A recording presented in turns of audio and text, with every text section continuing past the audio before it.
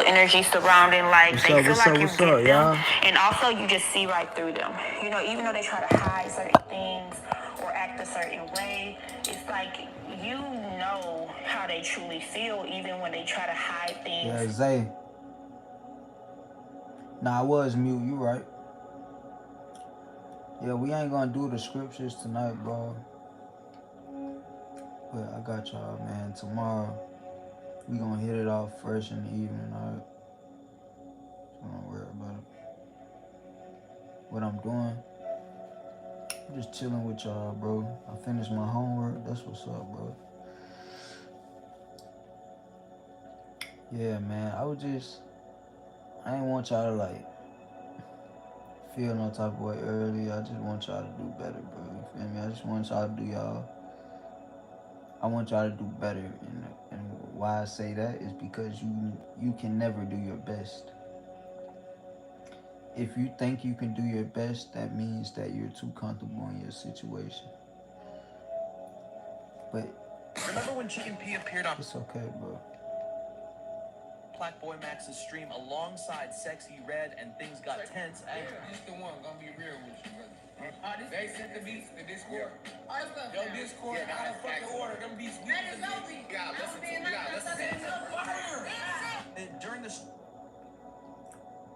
You playing Assassin's Creed? Chicken P expressed his dissatisfaction with the beats being played, stating he couldn't fake a vibe to weak beats. This led to a heated exchange, with Black Boy Max feeling disrespected. Yo, I got somewhere I gotta be. So, like, if we rapping, we got rap. What I say? Yeah. For sure.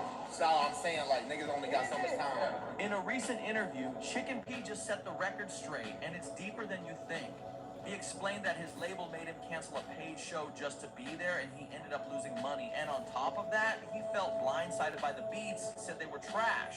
To him, it wasn't about clout, it was about staying true to the music. Remember when Chicken P appeared on...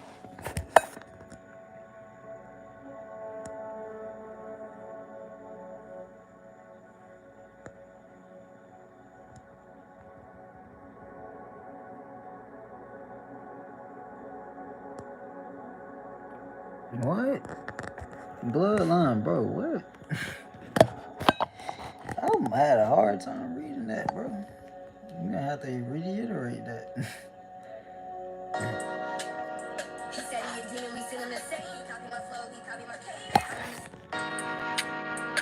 I messaged up.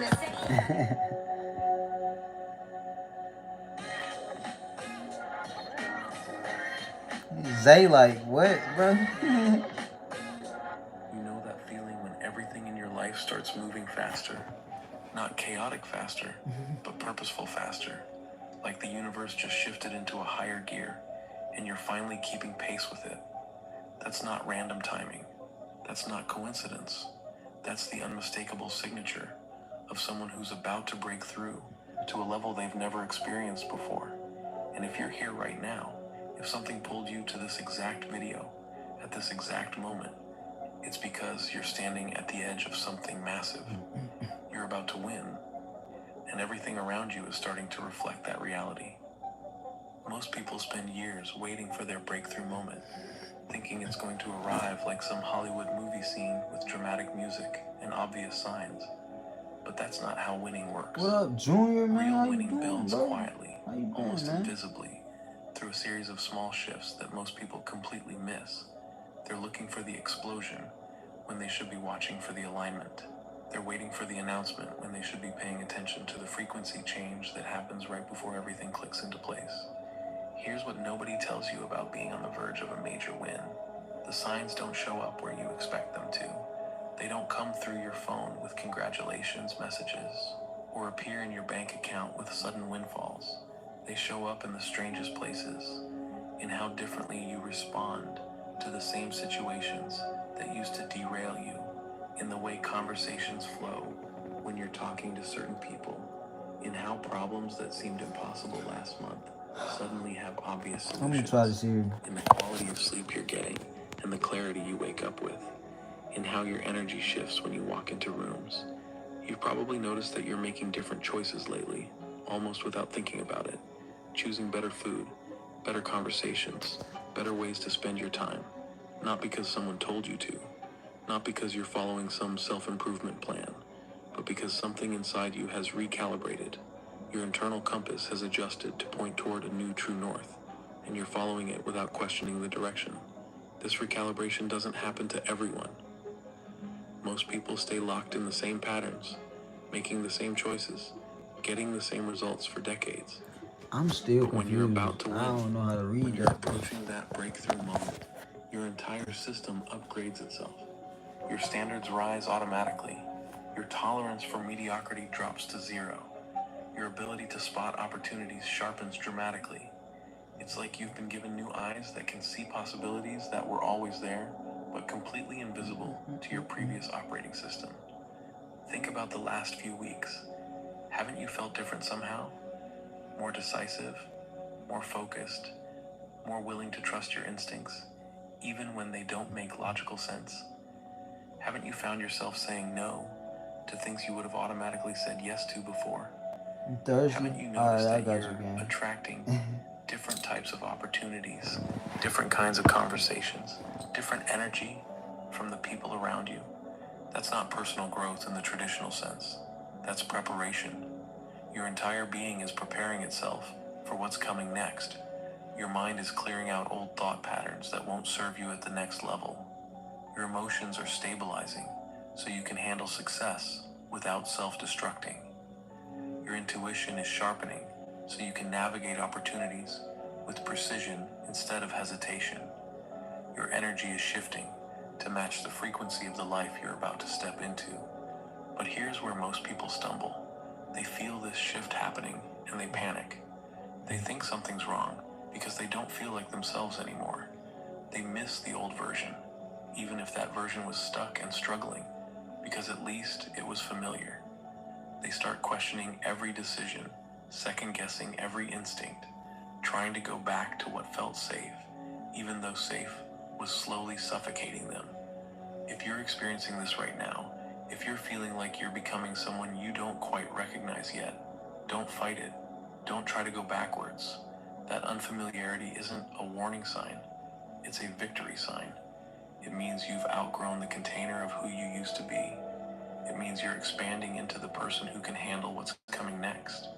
It means the old you, the one who couldn't quite break through, is making space for the version of yourself who can not only break through but thrive on the other side. The universe has this interesting way of testing people right before their biggest wins. Not with obstacles or setbacks, but with acceleration. Everything starts moving faster. Opportunities multiply. Decisions become more important. The stakes get higher. People who aren't ready get overwhelmed and retreat. But people who are about to win, they lean into the acceleration. They trust their preparation. They make decisions quickly and adjust as they go, instead of waiting for perfect information that never comes. You've been in training for this moment longer than you realize. Every challenge you faced, every time you chose to keep going when quitting would have been easier, every moment you trusted yourself when everyone else doubted, all of that was building your capacity for what's about to unfold. Not your capacity to handle success when it's easy, How y'all feeling, bro? but your What y'all eating for capacity to dinner? handle success when it's intense, when it comes fast, when it requires you to operate at levels you've never operated at before. This is why timing matters so much. This is why you couldn't have won before now, even if you wanted to. You weren't ready for the intensity. You weren't prepared for the speed.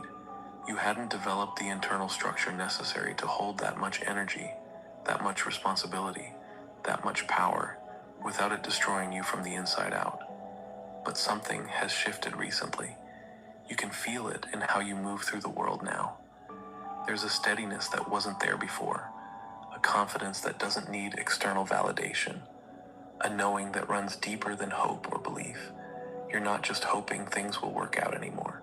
You're not just believing they might. You know they will because you've become the kind of person they work out for. The signs are everywhere once you know what to look for. People are responding to you differently now. Not just friends and family, but strangers too. Cashiers hold eye contact a little longer. Conversations with colleagues flow more naturally. People seek your opinion on things they never asked about before. There's something in your presence that wasn't there 6 months ago, something that makes others feel more grounded just by being around you. That's not personal magnetism you learned from a book. That's the energy signature of someone whose internal world has fundamentally reorganized itself for success. There's a reason Chevy is called the heartbeat of America. It's in the pulse of those who never stop getting the job done or the party started. Watch how you handle stress now compared to how you handled it before. Same external pressures, completely different internal response. Where you used to spiral, you now pause. Where you used to react, you now respond. Where you used to feel overwhelmed, you now feel challenged in a way that actually energizes you. This isn't because life got easier. This is because you developed the emotional infrastructure to process intensity without breaking down. Your relationship with time has shifted too. You're not constantly running behind anymore, not constantly feeling like there aren't enough hours in the day. Not because your schedule got lighter, but because you're operating with a different kind of efficiency. You're making decisions faster, wasting less energy on things that don't matter, focusing your attention with laser precision on what actually moves the needle. Time isn't your enemy anymore, it's your ally. But here's the part that really reveals how close you are to breaking through. Your problems haven't disappeared, but they've transformed. The issues you're dealing with now are higher quality problems. Instead of worrying about survival, you're strategizing about growth. Instead of fixing what's broken, you're optimizing what's working. Instead of trying to get your foot in the door, you're deciding which doors are worth walking through. This elevation in your problem set isn't accidental. It's evidence that you've graduated from one level of existence to another. You can't have million-dollar problems until you've developed million-dollar problem-solving capabilities. You can't navigate complex opportunities until you've mastered simple ones. Your current challenges are perfectly calibrated to your expanded capacity. The people in your inner circle are changing too. Some relationships are naturally fading, while others are deepening in ways that surprise you. You're not trying to network or build connections strategically. You're just gravitating toward people who operate at your new frequency while naturally distancing yourself from energy that feels heavy or chaotic. This isn't conscious selection. This is magnetic alignment. You've probably noticed that you're having different conversations now. Less complaining, less gossiping, less rehashing problems without solutions. More vision, more strategy, more discussions about possibilities rather than limitations. You're not forcing these conversations. They're happening naturally because that's what flows through you now. Your mind has become a channel for higher level thinking. Your physical environment is shifting to match your internal transformation. You're organizing spaces differently, choosing different colors, surrounding yourself with objects that inspire rather than just fill space. You're investing in quality over quantity, choosing fewer things but better things. Your external world is unconsciously reorganizing itself to support the person you're becoming. Even your sleep patterns are different. You're either sleeping more deeply than you have in years, or your need dreams are more vivid.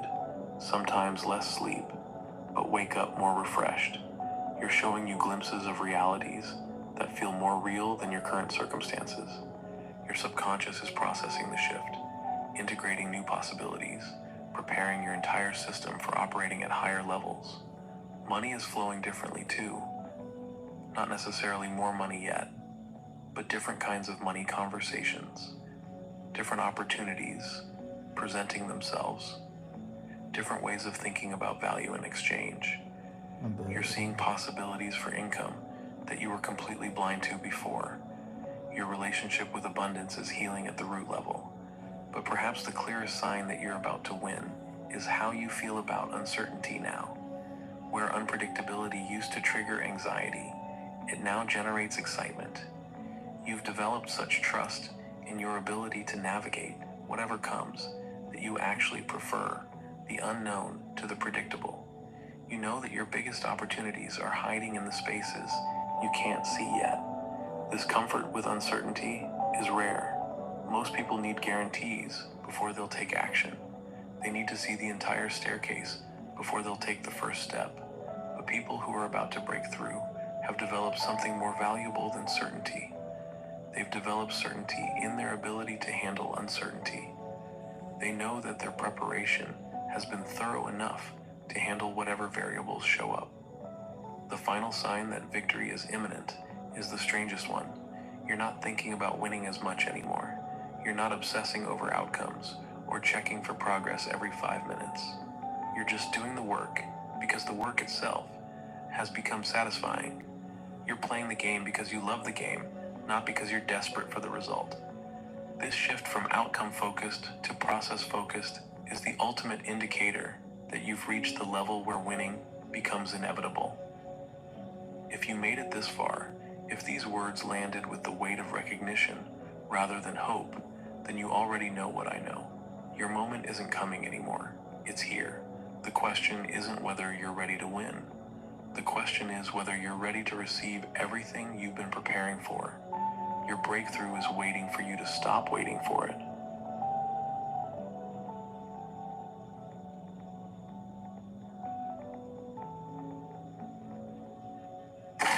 Welcome to the Under Armour Halo project. Halo is not simply another sneaker, but rather a fleet of innovative footwear crafted to maneuver the complex biomechanics of running, training, and, well, everything in between.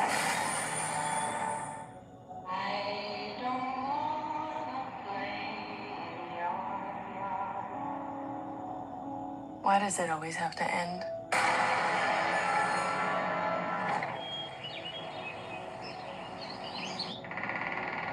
Is there any way to keep love alive? Do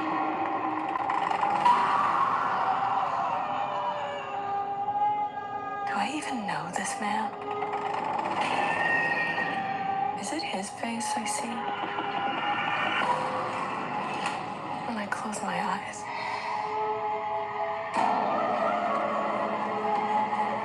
Or only a mask that he's wearing? Always there, looking back at me. I think he's a keeper.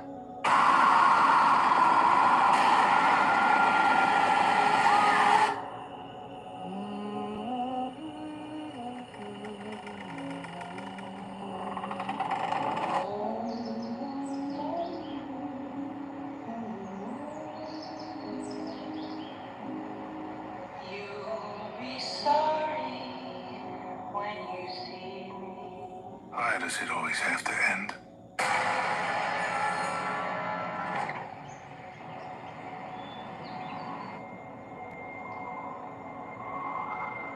Is there any way to keep love alive? Please. Do I even know this woman? Is it her face I see when I close my eyes? Or only a mask that she's wearing? Always there, looking back at me. I think she's a keeper.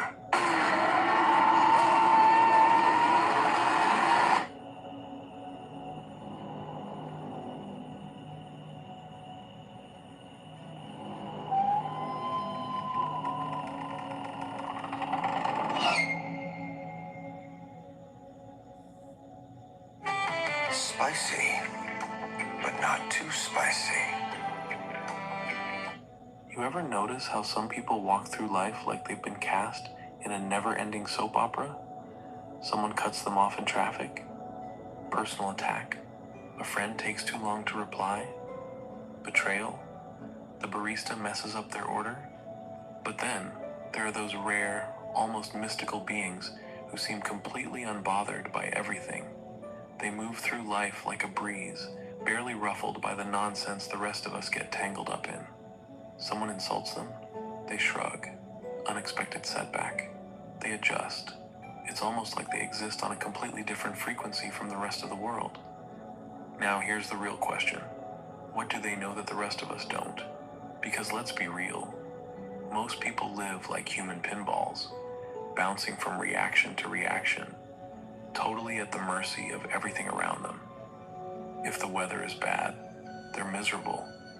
If someone doesn't text back, their self-worth plummets. If a stranger gives them a weird look, they'll spend the next 3 hours analyzing it like a detective solving a crime. And let's be honest, we've all been that person at some point. Maybe not full-time, but enough to know what it feels like to let something completely irrelevant take up way too much space in our head.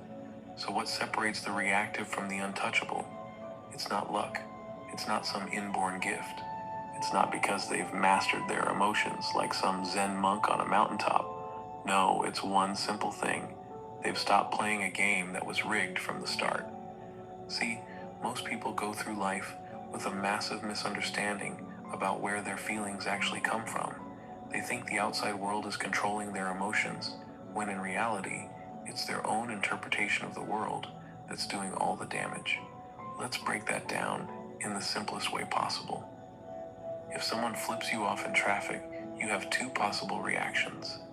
Option A, you take it personally, let it ruin your day, and rant about it for hours. Option B, you shrug, assume they have bigger problems, and keep it moving. Same event. Two completely different experiences. And the only difference? The meaning you gave it. And here's where it gets wild. This applies to literally everything in life. That one harsh comment from a stranger only affects you if you give it weight. That rejection only stings if you let it define you. That bad day only ruins your week if you replay it on a loop like a bad Netflix series. The truth is, most of what bothers people isn't actually happening to them. It's happening in their mind. They're stuck in a loop of reacting instead of deciding what deserves their energy. And once you truly see this, like actually get it, not just in theory, but in real time, that's when everything changes. Because suddenly, the world stops being something that happens to you and starts being something you get to experience on your own terms. Now, the real question is, how do you actually flip this switch? Because once you do, life will never hit the same way again. Let's get into it. Alright, so now you know the secret. It's not what happens to you, it's how you interpret it. But let's be honest, knowing this in theory and actually living it are two completely different things. Because let's face it, when life throws something at you that feels personal, when someone disrespects you, when a situation just straight up feels unfair, it's really easy to forget everything and go back to reacting. So, how do you actually train your mind to become immune to these everyday annoyances? How do you get to that place where nothing and no one can affect you again? It starts with one simple but powerful shift. Stop giving your energy away for free. Most people hand over their peace of mind like it's a promotional giveaway. Some random person online leaves a negative comment.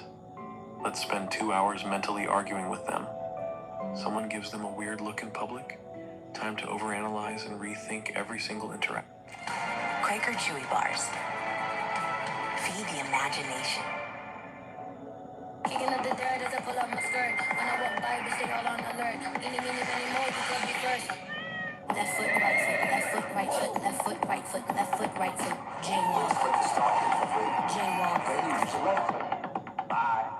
Action. A minor inconvenience happens. Well, that's it. The whole day is ruined. It's like running a business and just giving away all your inventory for free. At some point, you have to start charging. You have to start asking yourself, does this person's opinion pay my bills? Will I even remember this situation a week from now? Is this problem really mine? Or am I just taking on someone else's bad energy? Because 90% of the time, the things that stress people out are nothing more than other people's projections. Someone is rude to you? That's their problem. Someone doubts you? That's their limited mindset. Someone disrespects you? That says more about them than it does about you. Think about it. When you react, when you get upset, when you let something take control of your emotions, you're basically saying, here, take my peace. I don't need it. But the truth is, your peace of mind is your most valuable currency. And the people who truly win at life, the ones who move through the world unshaken, the chosen one. My bad, yo. What's up?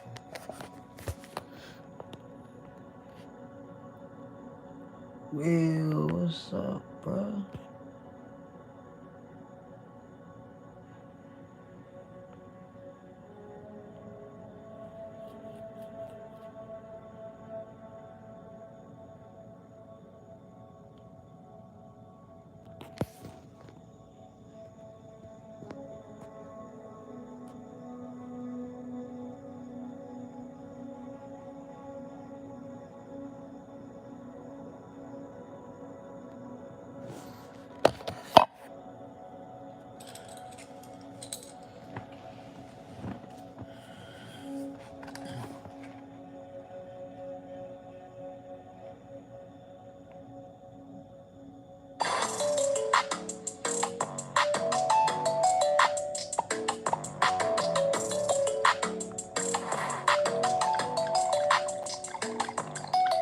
You know that feeling when everything in your...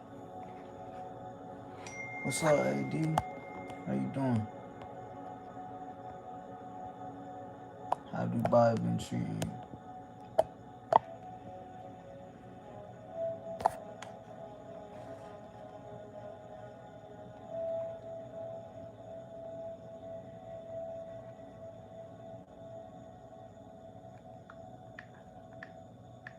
He said like the stream, AD. Sure.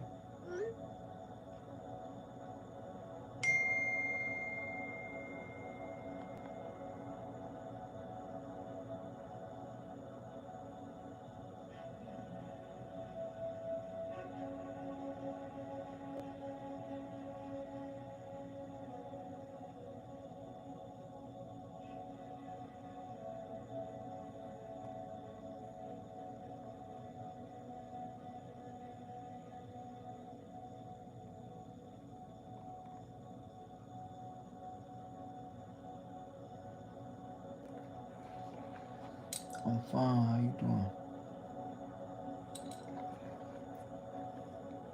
Every life starts moving faster.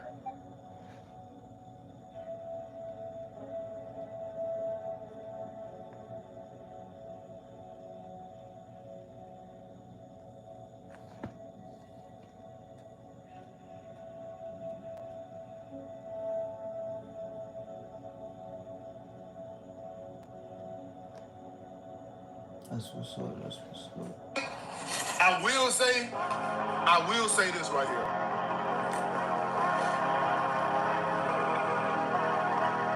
Life done taught me, and being in a relationship done taught me that I'll be back.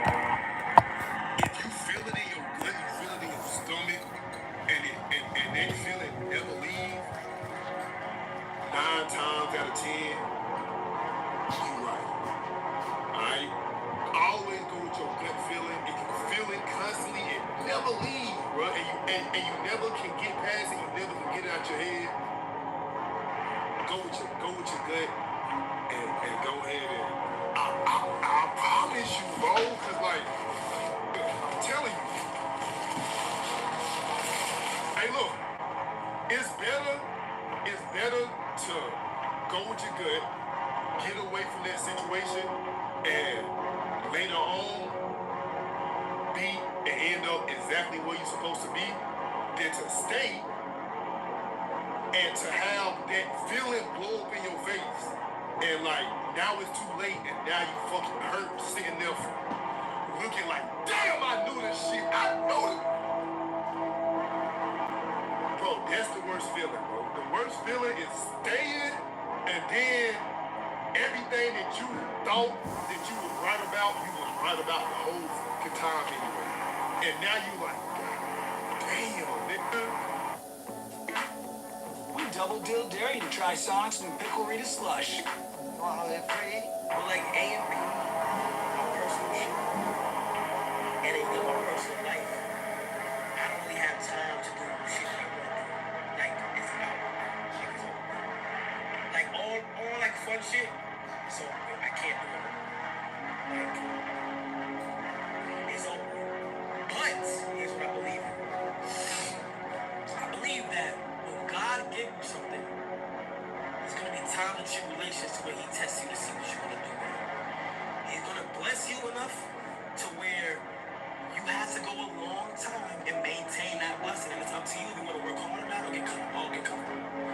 You feel what I'm saying? I feel like it's a calling for me to not have fun right now. I can't do what I want to do until what I have to do is finished. You know, I go by the saying from over that one.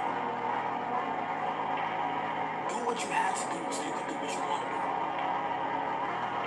Y'all need to start doing, bro. Y'all need to start taking risks, bro. Start taking risks, bro. So you will never be able to say, I wish I would have did that, bro. I wonder what happened if I would have did it right here. Me, bro, I got here where I am today by taking a risk, bro. I remember when I was working at a regular job, bro. I quit. I walked out and went straight home and started grinding YouTube full time, no job, no nothing. And look how it turned out, bro. You know what I'm saying? So y'all need to start taking risks. If it works, great. If it don't work, fuck whatever, try something else. You know what I'm saying? Start taking risks, bro.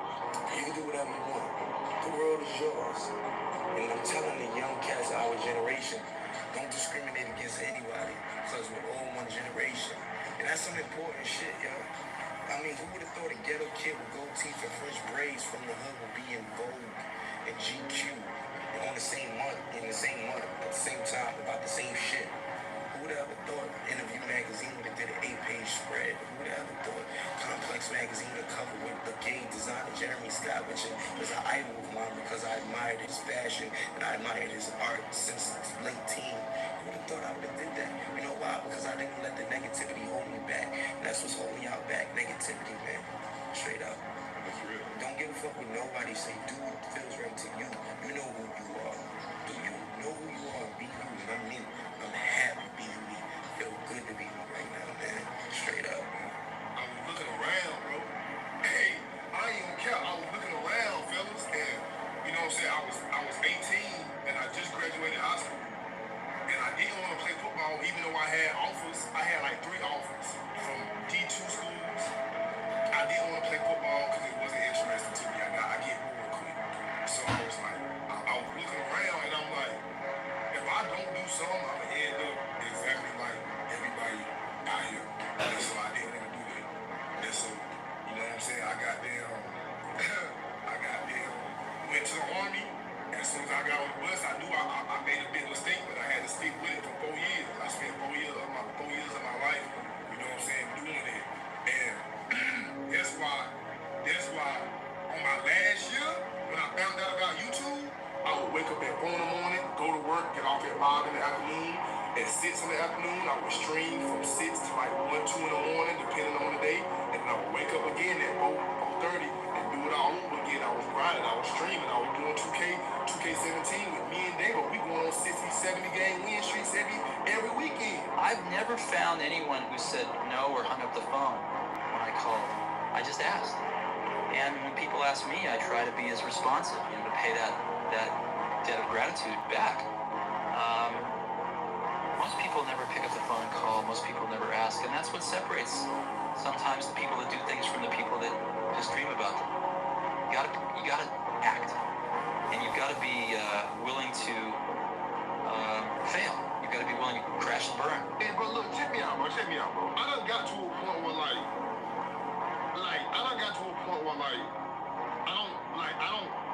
don't mind being by myself. I done actually grew to, like being by myself. I like being solo. You wanna know why I like being solo? Because I don't got time to be around nobody that don't really rock with me. Like, I don't got time for nobody to be fake rocking with me. You know what I'm saying? Like, they talk behind my back. You know what I'm saying? Smile in my face, talk behind my back. You know what I'm saying? And things of that nature. And I just don't got time for it. So, I guess what I'm trying to tell y'all boys is, bro, y'all need to learn how to be by yourself. Y'all need to teach yourself how to be by yourself, how to be alright with being alone. You know what I'm saying? And things of that nature. Because I'm telling y'all, boy, it's gonna come a time where y'all gonna need to know how to be alone, know how to be by yourself, and you ain't gonna be able gonna deal with it because you're so used to depending on other people for your happiness that, like, when it comes time to, you know what I'm saying, be by yourself, you might go crazy. Live different. Keep God first. And I'm not gonna lie, chat. I see it from the beginning. Y'all know my whole story. Y'all know what I'm about. Y'all know how I am. I gotta be able to stew it for all the times that I have been down in the shelter. From now, like, I think about it from my mom. Like, I'm really doing this for my family, my friends, everybody. I don't even got a lot to say, but I'm really gonna reminisce.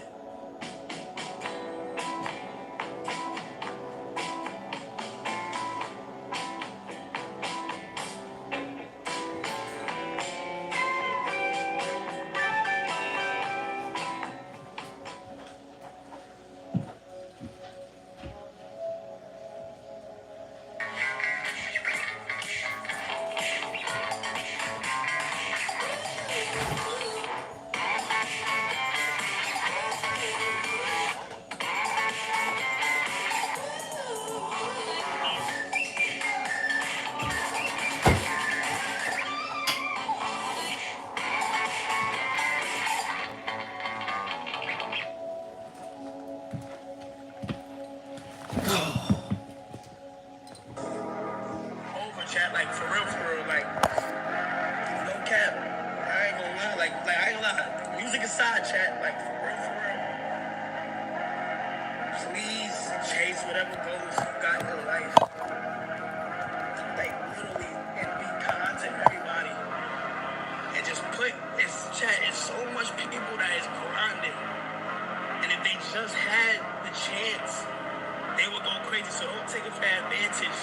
I always think that there's two types of players who love to win and players who hate to lose. Which one are you? I'm neither. Meaning that, you know, I play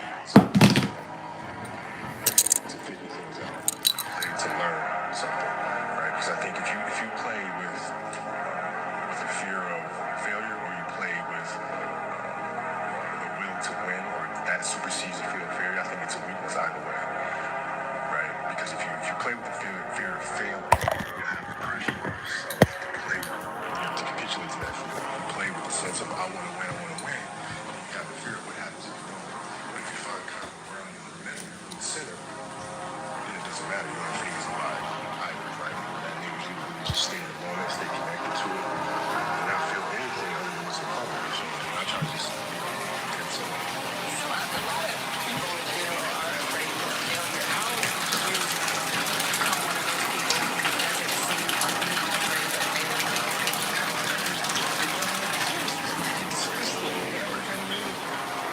Seriously, what does failure mean? It doesn't exist. It's a figment of your imagination. What does it mean? Pulling a Jedi mind trick on me right now. Like, no, I'm serious. I'm trying to think, like, how can I explain it? So,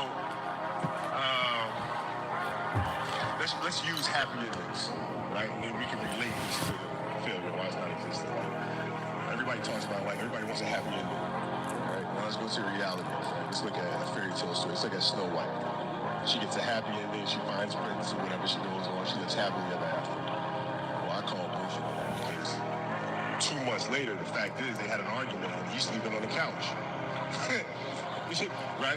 So the point is, the story continues. Yeah. The story continues. So if you fail on Monday, the only way to failure on Monday Now it's like you take a bath, man. to not progress from that. If you don't love yourself, bro, nobody else is gonna love you, bro. You know what I'm saying? So first off, it all starts with self-love, bro. You know what I'm saying? If you get to a point where you love yourself, you're gonna start taking care of yourself. You're gonna start dressing better. You're gonna start eating better. You're gonna start feeling better. You know what I'm saying? You're gonna start having confidence. And once you start having confidence, people is gonna start seeing you have confidence. The way you walk gonna be better. The way you talk gonna be better. The way you feel gonna be better. The way you live is gonna be better, bro. You know what I'm saying? Type shit, nigga.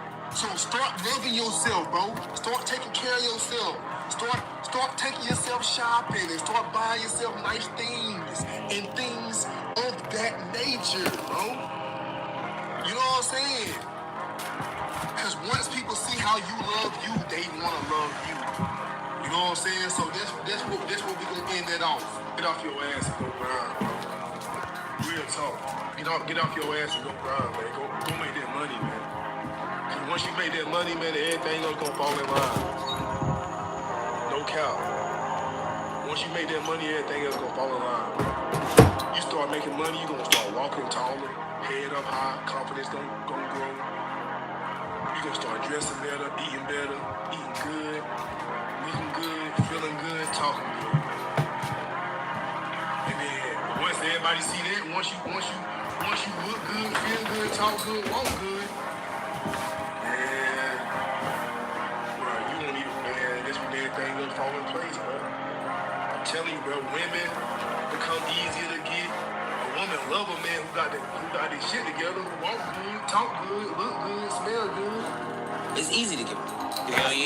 It's the easiest thing in the world to do. All right, man, I'm done. I ain't going. I ain't gonna keep going. Yeah, I don't feel like going to work. I'm done. Yeah, man. It's easy. It's very easy. But what's hard is going, yo, yesterday I got nothing from working as hard as I could. Nothing happened from that. I'm gonna do the same thing again today, but I'm gonna try to go harder. That's the hardest thing in the world. Get up every day and give 100% and be in the same position that you were each day, but mentally know that you're trying and trying and trying. That's a real grind. And I always say that. I'm sorry I'm about to get preachy, man. But that's what I always say. No matter how many times you stray away from God, God will never stray away from you. I keep my Bible open at all times. Searching for one simple marketing tool that does it all. Follow these 4 steps. Must do number 1, centralize your online presence. Sign up to Linktree, it takes 30 seconds and simplifies everything. Must do number 2, create your business hub. Add your shop, appointment booking, socials. Anyway, so I got past these walls, right? I said, I'll be happy then. I'll be happy then. I'll be happy then. And I got this side of that wall, and I wasn't happy. And I got over another wall, and I wasn't happy. And I thought, dude, I thought happiness is on the other side of the wall. But I realized that happiness is here now. Does it bother you that so many people are happy to see you fail? Absolutely not. Because at the end of the day, all the people that was rooting on me to fail, at the end of the day, they got to wake up tomorrow and have the same life that they had before they woke up today. They got the same personal problems that they had today. And I'm going to continue to live the way I want to live and continue to do the things that I want to do. How you doing, Jace? With me and my family and be happy with that. So, they can get a few days or a few months or whatever the case may be on being happy about not only myself, but the Miami Heat not accomplishing their goal, but they got to get back to the real world at some point. The one thing I want you to promise me is that no matter how long it takes, keep going. So you can take it back. No matter how much it hurts, keep going. So you was placed on this earth for a reason. You weren't meant to be average. You were meant to excel. You gotta understand that this grind is meant to make you who you're supposed to be, a dog. A little grind ain't never hurt nobody. Stop being soft. Let's embrace it. If you go through that fire, you're gonna come out real cold. That's what we want. Hey, bro, I need you to get back in that mode again. That mode where nothing can take you off your pivot. You just putting in that work every single day. See, that version of you is different. You gotta tap back into it. Don't be out here playing with your potential because you one of the ones, bro. You special. And you weren't meant to be a person that could have been the one. You are the one. So I need you to get back moving like it before it's too late. You will never in life meet a hater doing better than you. That's a fact. Ever. So when I realized that, Jennifer gets so mad at the lies she hears and this and that because it comes all through. They spew it. I told Jennifer that shit, man. Stop. Yeah, fucking calm down, bro. Don't stop saying that shit. 100% factual.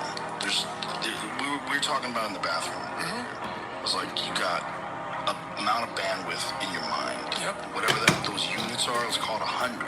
100 of those things in your mind. The moment you start entertaining haters, you start reading comments, you are stealing your bandwidth that you could apply to your loved ones, that you could apply to the thing that you love to do, that you could apply to making your life better. You're stealing from yourself when you pay attention. Like I was talking about, man, clearing that space out. Yeah. And that space allows you to make more room for what's important in your life. If your mind's still cluttered, man, you can't do shit. Raise your hands, I'm calling you a liar. A lot of people have not raised their hands. I'm surprised. I'll raise both. Well, all of us have, but the tragedy of this experience is not the experience itself. It's the meaning that we usually take home with us. Because I was rejected then, I'll be rejected again. The past, the future. Perfect formula for me. The past is not equal to the future. Tony Robbins, one of the greatest teachers that I know, has taught this principle in a marvelous way. He said, if you're going to take anything home from my talk, take this principle. The only thing that keeps us from getting what we want is the story we keep telling ourselves about why we can't have it. The only thing that keeps us from getting what we want is the story we keep telling ourselves about why we can't have it. The reality is, now is our reality. We can create our own story. We're all great storytellers. We have a blank page in front of us. Every day, create a story based on our now truth, not our past truth. Alright, this video is for you young adults out there that are feeling kind of lost right now. And maybe it's not lost. Maybe you know where you're going and where you're headed, or at least you know the general direction, but you're not there yet. And I don't really like to fuck with them. you're starting to wonder, like, is this ever going to happen for me? I'm going through a similar situation. That's why I'm making this video. Because there's somebody else out there. That's feeling the same way. You know, you have a lot of drive, you have a lot of ambition. Things just haven't clicked for you yet, I guess. And I'm gonna be using the F5. it can all happen tomorrow when you're on top of the world. And sometimes you're a little down because it feels like it won't ever happen at all. That's how it's felt for me lately. And I don't necessarily think it's that bad. I just think it's we're aware of the current season of life we're in. And that's exactly what it is. It's just a season of life. That's something I think about a lot too. Like, people who have made it beyond where I've made it have probably been through this season about the same exact things that I'm doing right now. What would you say to someone who's like trying to come up? I Not saying the way you came up, don't obviously. even know the date, y'all. I forgot it was Friday. One thing I hate saying this because everybody says it. Like, consistency, dedication, like, you feel me? But one thing I would say is that if I'm being accept any payment, debit, credit, Apple Pay, or digital wallets using just your phone. No extra hardware, no hassle. It's that easy. One tap and done. You just made a sale. Instant payment means instant access. What's up, Glock? How you doing, bro? Appreciate you for joining, bro. How you doing, man? How you feeling? Jim's got you covered there too. With a low single 1.99% fee, no surprises, just get profit. For Jim isn't just a payment app, it's your full-time business partner. Track your sales, manage your money flow, and handle receipts effortlessly. Got questions? Jim's got answers. From insights to boost your sales to tools that simplify your day, Jim is here to help you sell smarter and grow bigger. This is more than payments. This is Jim. Easy sale. Like, not everybody's gonna be able to, make it. You feel me? Cause I think it takes a little luck. Like, I don't know. Like, I feel like it takes just a little, like, the right time, the right place. Yeah. But dedication for sure. Like, dedication and like when at the right time, consistency. But but people don't understand that like slow motion is better than like no motion. Like slow progress is way better than just not having nothing. And I feel like today's like right now, people aren't patient. Like I swear to God, I just feel like people are not patient with the law. I feel like people are just trying to rush and trying to hurry up and do this and this, knowing that shit gonna take years. They want to go viral on that. They want to go viral so fast. It's like, bro, like you have to wait. And I just say play the back until it's time to play the front. And when it's your time to play the front, you go full throttle. Like today, like now is the time. Yeah. You feel me? That's why I feel like so much people that would be in my position would get comfortable so easy. But like caught myself trying to be comfortable at times. Like, I've caught myself saying, nah, I might want to go back home and just get lit real quick. Or I want to do this and, you feel me, just take the shirt off. Like, this might sound like cliche, but it's literally just being consistent. Hello? Oh, So, boy, Mama said the car running, so can you come get me and my friends? we can't go nowhere without no gas. Need gas? Yes, we don't have no miles. All right, let me call Mom back. Alright. All right. Okay. Hey, I'm talking about 2017, I was uploading every day. I'm talking about if you go January 1st. Yeah, December 31st, 2017. Let's go see. I'm talking about I was 19. Crazy. Then 2018, after that, it's like I had residual income. And you was editing your own videos. Oh, shit. Yeah. I got an editor for a little bit, but I ain't like it because it made me more lazy. So, I mean, it was days I upload 7 videos. If you...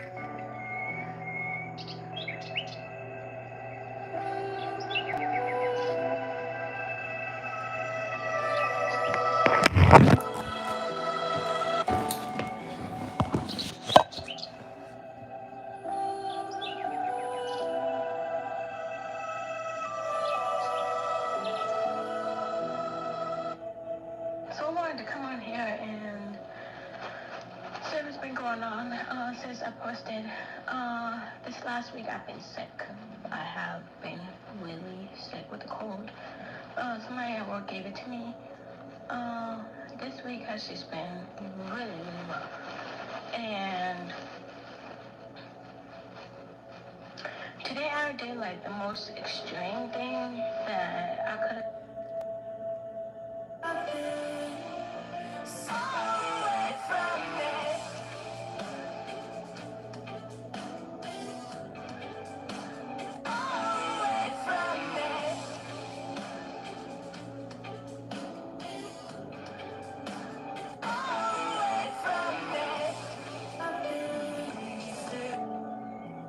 Just be yourself. Shows that we ain't gonna stay.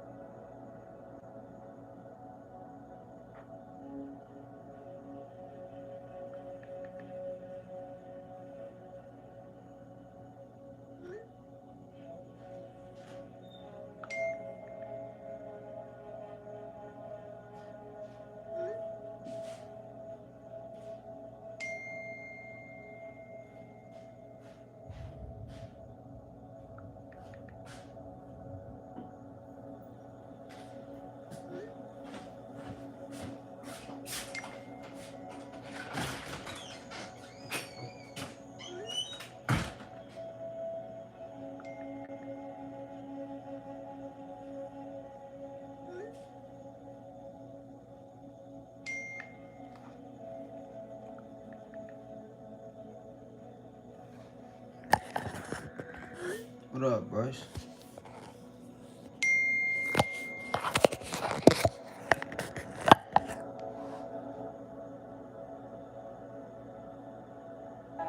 Great.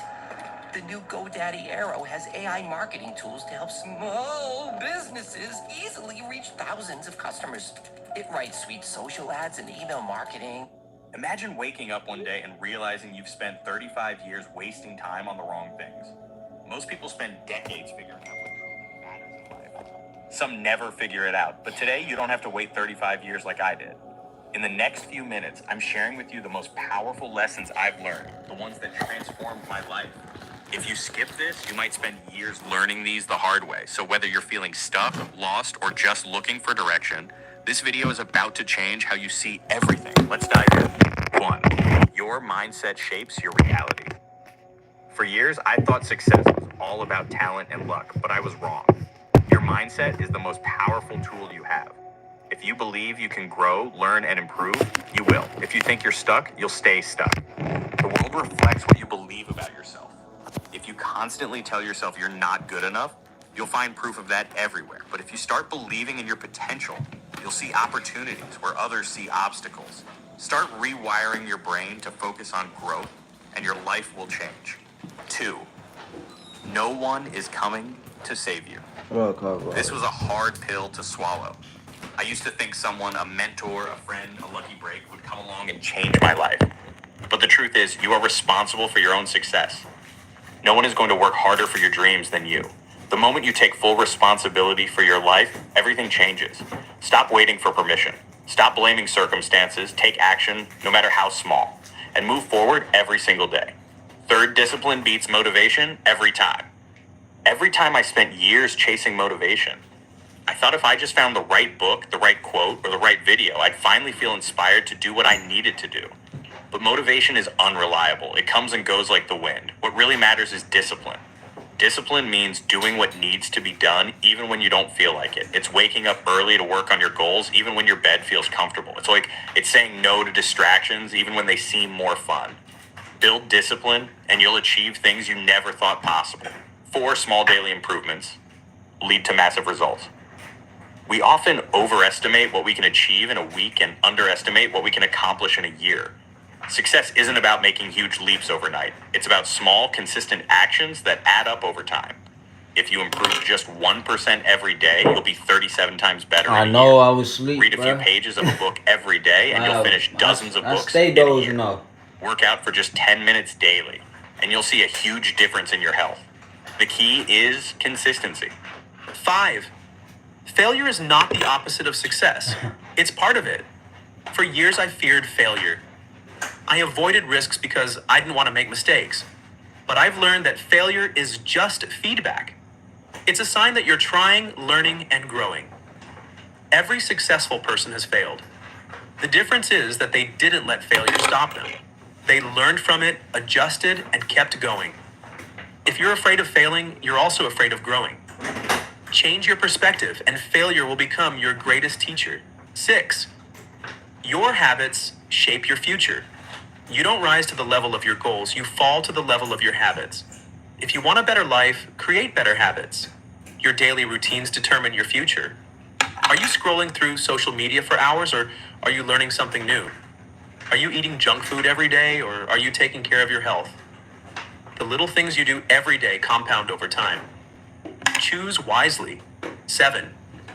The people around you affect your success. You become like the people you spend the most time with.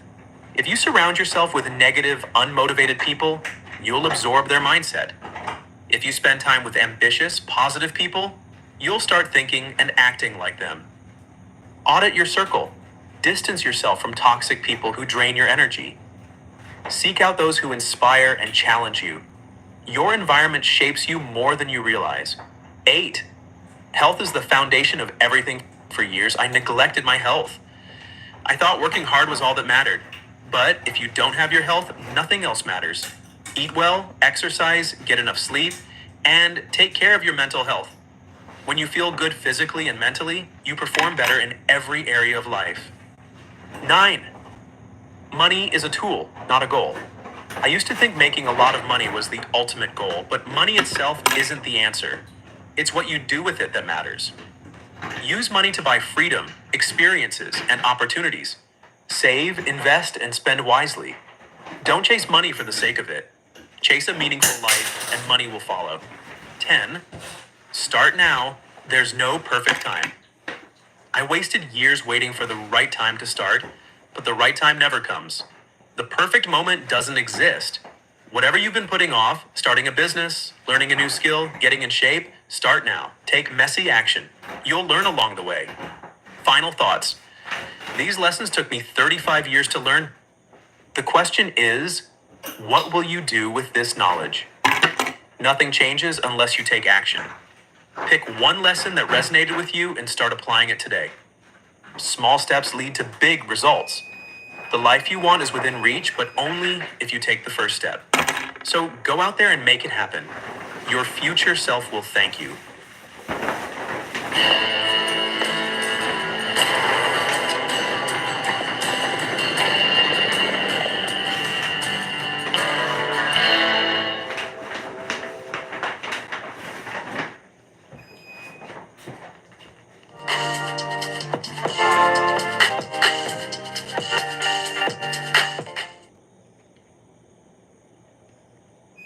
There's something unsettling about how we've been taught to live. We're told to chase certainty, to have backup plans for our backup plans, to grip life so tightly that we forget how to breathe.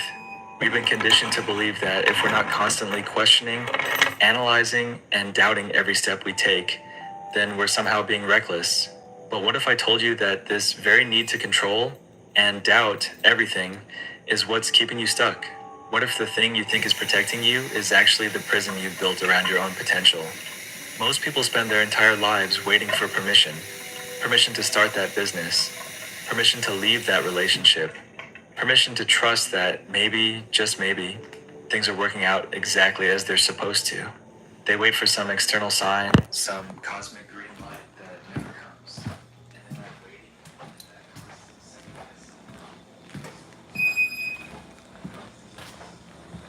Yeah, the unrusty dang on things, bro. I feel like I'm cleaning jewelry.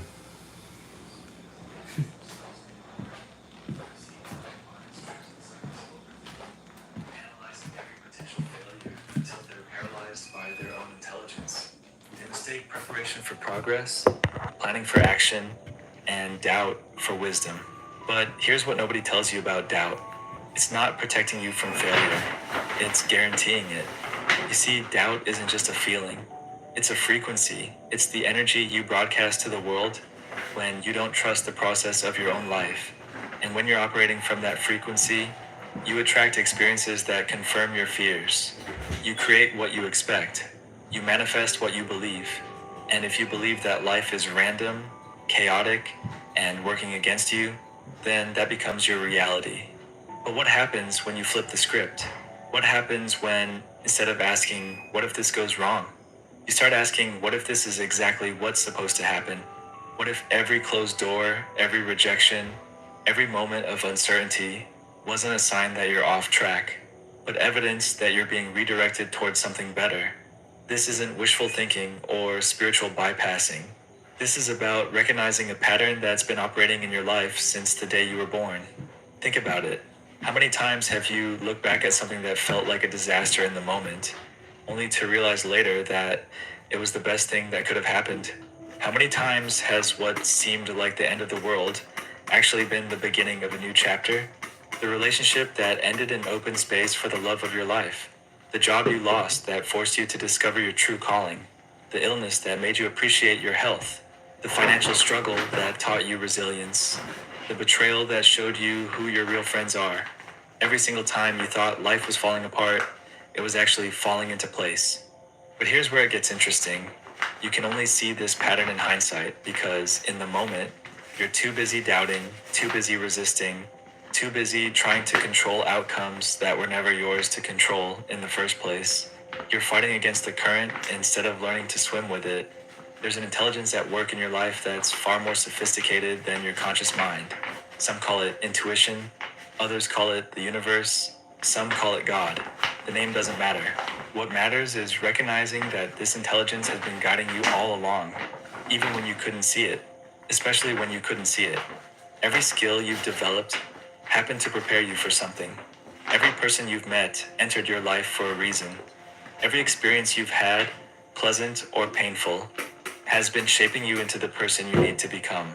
Nothing has been wasted. We're gonna do Nothing has been a random. stream at Everything when I has get been done unfolding perfectly, even with the imperfect everything. parts. Probably about But doubt makes you blind to this perfection. 11 Doubt something. convinces you that you're behind, I got y'all. That I know you've it's missed your Friday, chance, bro. that everyone else got the memo about how life I almost works forgot it except was you. Friday, though. Doubt tells I you gotta that you need remind me more time, sometime, bro. more money, more experience, more certainty before you can trust yourself to take the next step.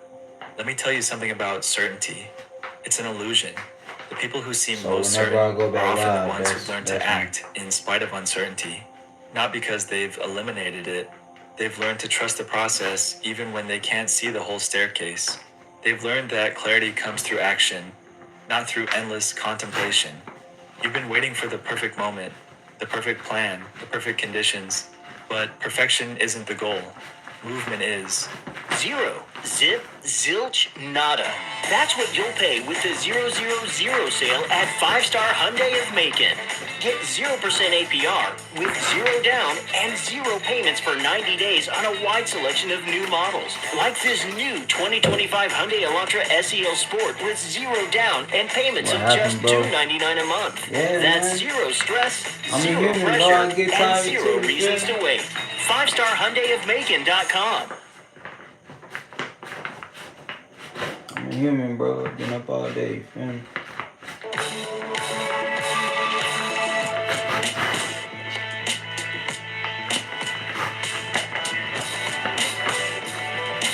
Y'all want me to stream, right? That mean I'm be up all night, bro. Yeah. I'm a human, bro. I get tired again.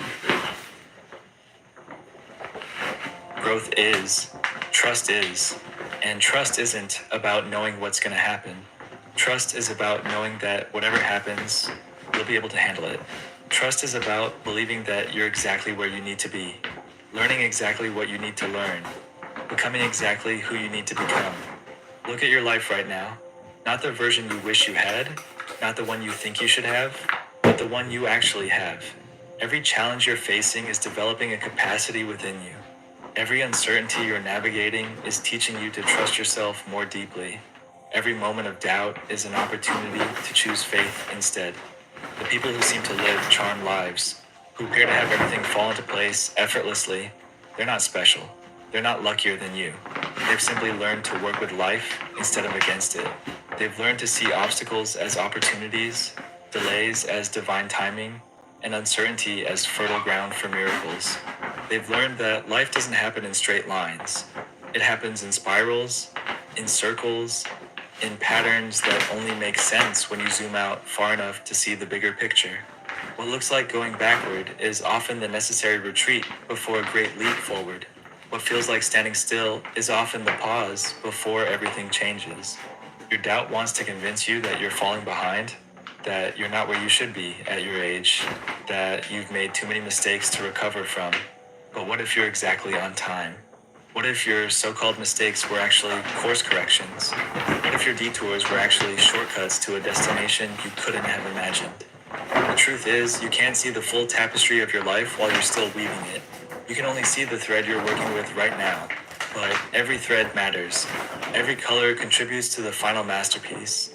Even the dark threads, especially the dark threads, create the contrast that makes the bright ones shine. Stop trying to figure it all out. Stop needing to know how everything's going to work before you take the next step. Stop waiting for doubt to disappear before you start believing in yourself. Doubt isn't going anywhere. It's part of the human experience.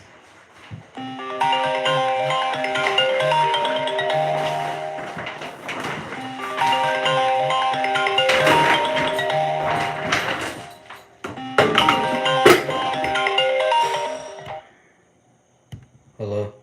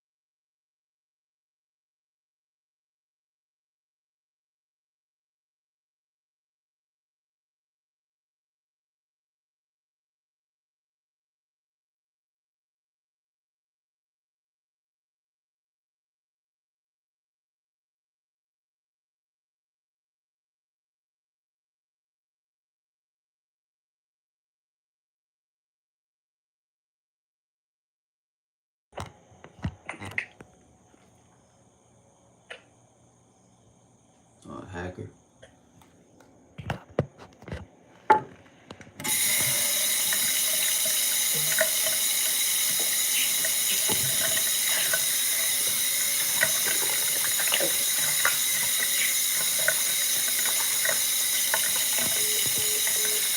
But it doesn't have to be your guide.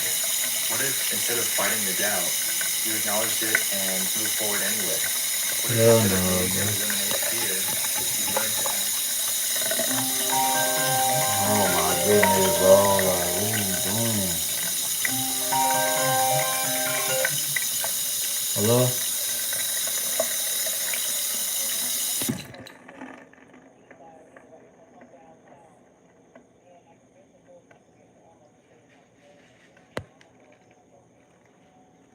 You said you finna go get in the fear? Alright, I got you.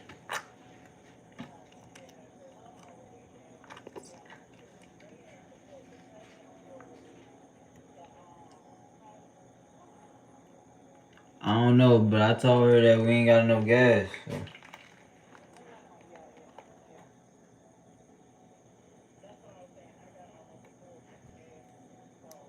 Yeah.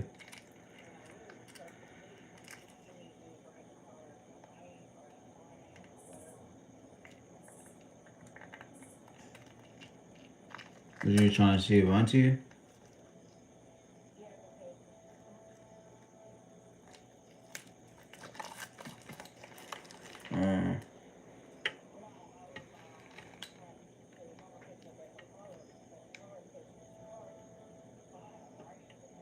Yeah.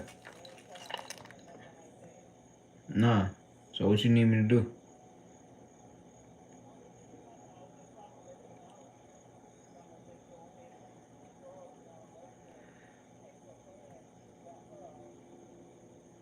So what, auntie gonna drop you off?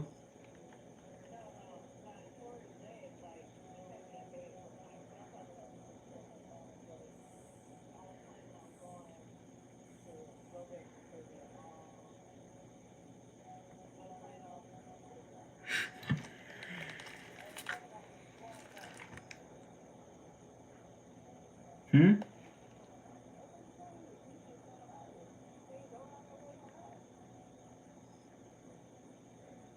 Just focus on the road, man. Alright, look. We'll talk when you get here. Alright, love you, drive safe. Alright.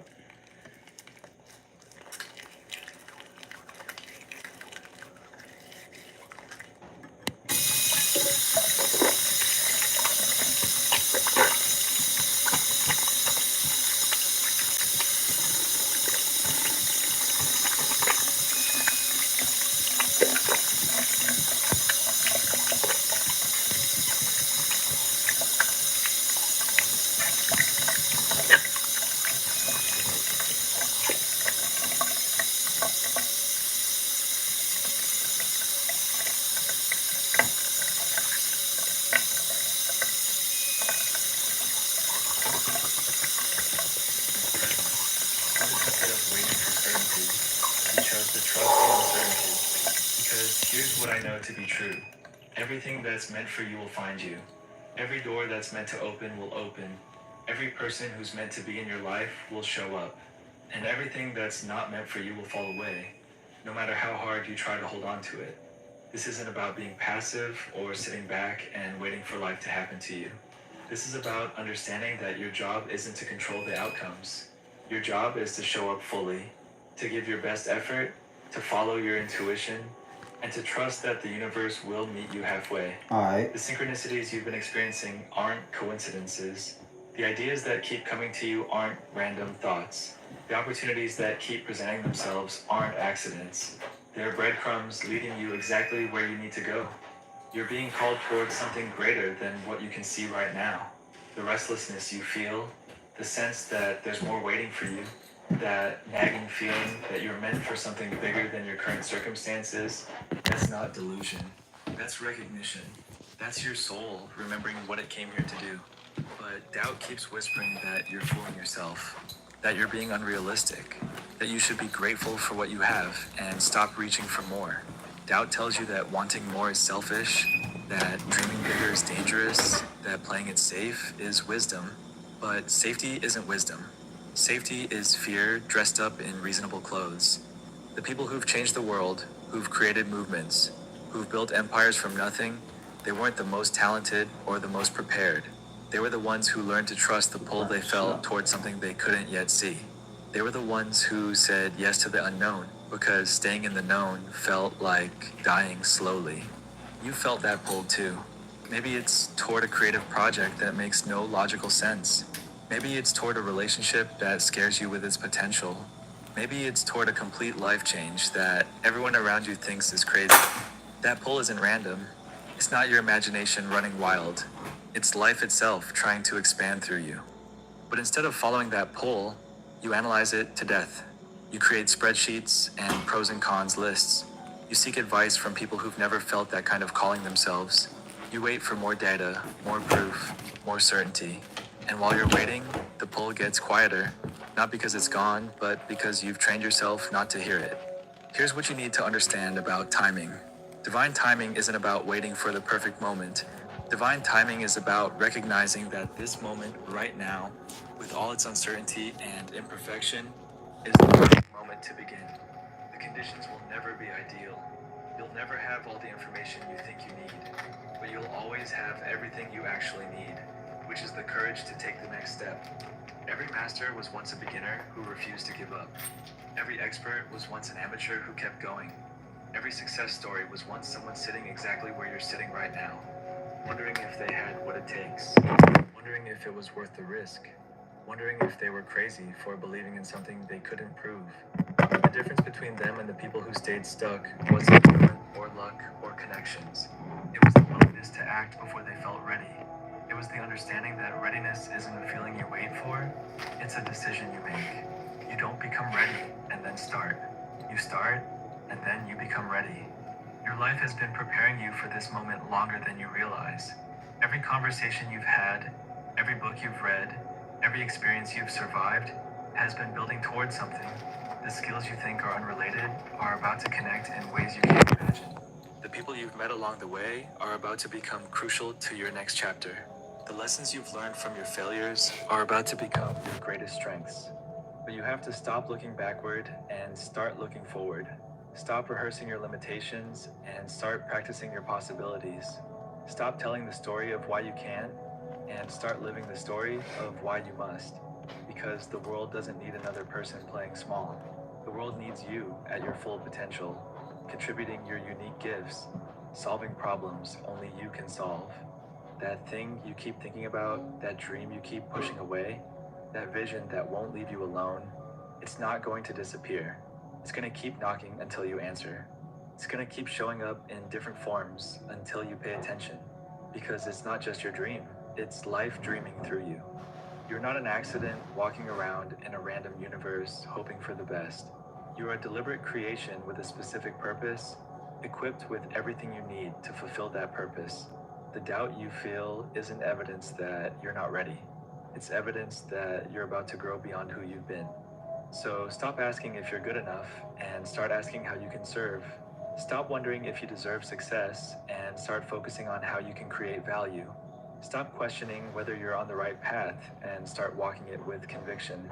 Because the path reveals itself to those who walk it, not to those who stand at the beginning, analyzing every possible turn. Everything is unfolding for you, not against you. Every delay has been protection. Every rejection has been redirection. Every challenge has been preparation. And this moment, right now, is your invitation to finally trust the process that's been loving you into existence since the day you were born.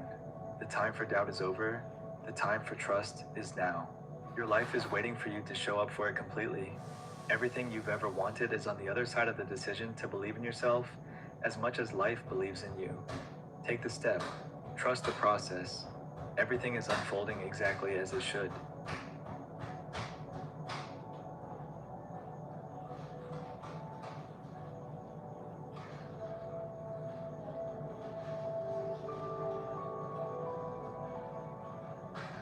I got a ring that looks like $10,000 for half the price. I wanted a ring that felt personal and high quality, but I didn't want to go into debt. Brilliance let us customize everything, and their financing options made it feel doable. It's handcrafted, backed by a lifetime guarantee, and costs way less than retail. Visit Brilliance.com and build yours now.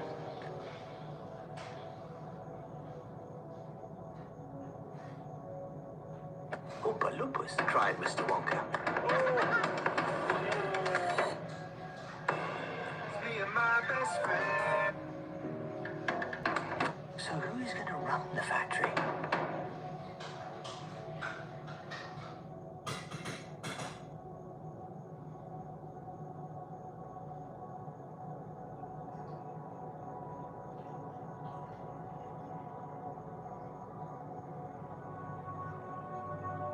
You've probably spent most of your life trying to fix something. Your past, your future, other people, yourself. Every quiet moment feels like a problem to solve.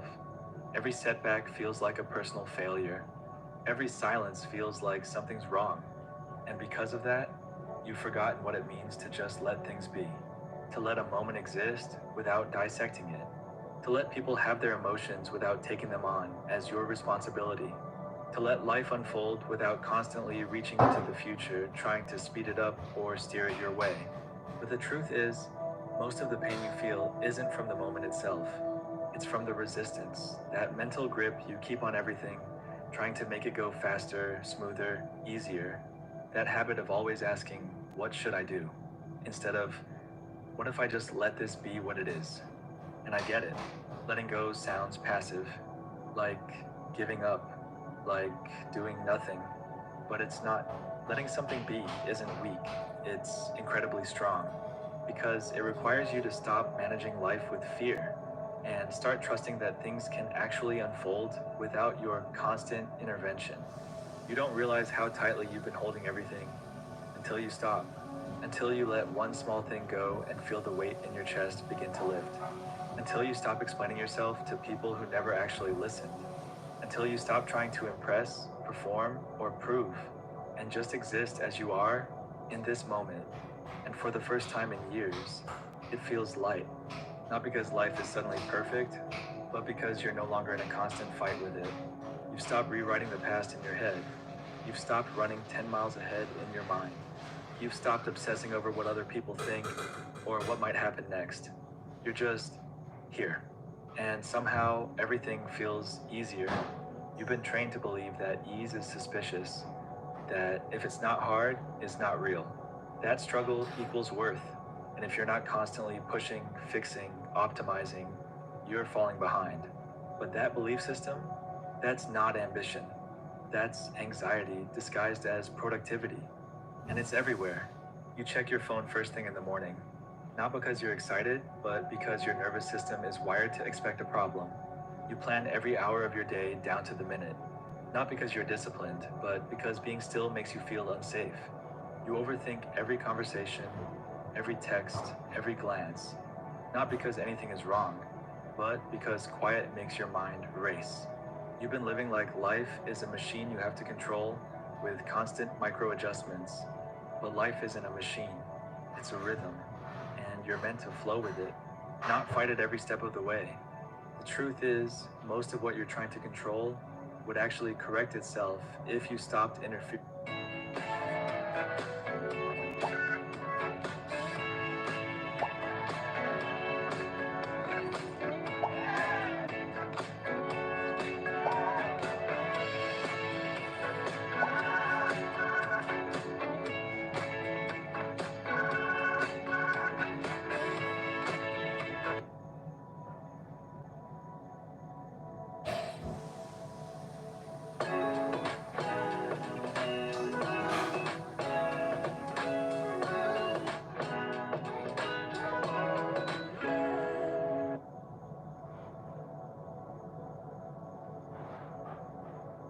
So much. That relationship you keep over-explaining yourself in, maybe it's not broken. Maybe it just needs space to breathe.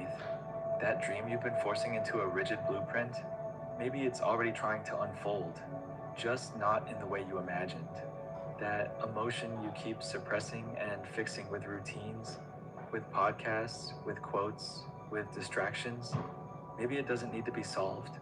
Maybe it just needs to be felt and left alone. But no one teaches us that. We're taught to attack every feeling like it's a problem, to micromanage every part of life like it owes us a perfect outcome. But life doesn't work like that. Sometimes it opens up when you stop knocking. Sometimes things align when you stop chasing. Sometimes the clarity you've been waiting for only arrives after you stop demanding answers. Letting it be doesn't mean giving up. It means stepping out of the way. It means saying, I've done what I can, and now I let this unfold in whatever way it needs to. It means trusting that your worth isn't attached to how busy, how productive, or how in control you seem. And that's where the real peace lives. Not in mastering life, but in learning how to stand still without panicking. You start to realize something powerful once you stop forcing everything. Life doesn't need your tight grip to move. It just needs your presence, not your panic, not your strategy, not your perfect plan. Just you, calm, open, awake. But presence feels unfamiliar when you've spent years in survival mode. You've trained yourself to fix before you feel, to react before you reflect. So when there's nothing to fix, your mind searches for problems just to feel safe again. That's the addiction, not to chaos, but to control, to always being the one who handles it, to making sure nothing slips through the cracks, even if it means you keep falling into them. But letting go, letting it be, means acknowledging that maybe the cracks don't need to be sealed. Maybe they're openings for something else to come through, a new direction, a new self, a new peace that doesn't need explanation. Think about how much life you've missed because you were too busy rehearsing for the next thing. How many conversations you have experienced because you were scripting the next reply in your head. How many sunsets, silences, and slow mornings slipped past you while you were somewhere else mentally, trying to speed time up or control how things would unfold. Letting it be brings you back into the moment, back into your body, back into a version of you that doesn't need to chase life, because life is no longer running from you. And here's where it gets even deeper. When you stop interfering, people around you start to shift too. Not because you told them to, but because your energy isn't feeding the dysfunction anymore. You're no longer trying to fix them, prove something, explain yourself, or hold it all together. You're just being calm, grounded, real, and that stillness, it's louder than any performance ever was. You become the quiet in the storm, the signal in the static, the reminder to yourself and to everyone around you that peace doesn't mean control, it means trust. And trust isn't always loud or confident. Sometimes it's trembling. Sometimes it's sitting in the uncertainty and choosing not to react. Not because you're indifferent, but because you finally made peace with not needing to manage every outcome. That's the shift. And it changes everything. Not because you worked harder, but because you finally stopped interrupting the process. Most people don't realize how much tension they carry until they try to sit still. Not just physically, but mentally. Try sitting for 5 minutes with no distractions, no scrolling, no fixing. Just you. You'll feel it. That twitch in the brain, the urge to check, the impulse to manage. That's not boredom. That's a nervous system that's forgotten how to just exist. You've been in reaction mode for so long that stillness feels like something's wrong, like you're falling behind, like you should be doing something. Like peace is suspicious because struggle has become your normal. But here's the truth that rarely gets said. Peace is not the reward for finishing everything. It's the starting point for actually living. And to access that peace, you have to break the habit of always needing to understand, solve, label, or control every part of your life. Because clarity doesn't always come through effort. Sometimes it only arrives after surrender. Not dramatic, giving up surrender, just quiet acceptance. That this is where I am. That this might not be what I planned, but it's what's here. And I'll stop fighting it for now. Letting it be doesn't mean you lack direction. It means you're wise enough to know that forcing something too early often ruins what could have grown naturally. Look at anything in nature. Trees don't force themselves to bloom. Rivers don't control their direction, they follow the path of least resistance. And yet somehow, everything finds its way. You are not separate from that wisdom. You're not built to sprint through every season like nothing matters except the outcome. You are not built to explain your purpose, your path, or your emotions just so they can be accepted. Letting go is the decision to finally meet life where it is, instead of trying to drag it to where your expectations think it should be. You're not here to control the current. You're here to learn how to float, to trust the direction even when you can't see the end. And maybe for once, instead of chasing the next solution, the next improvement, the next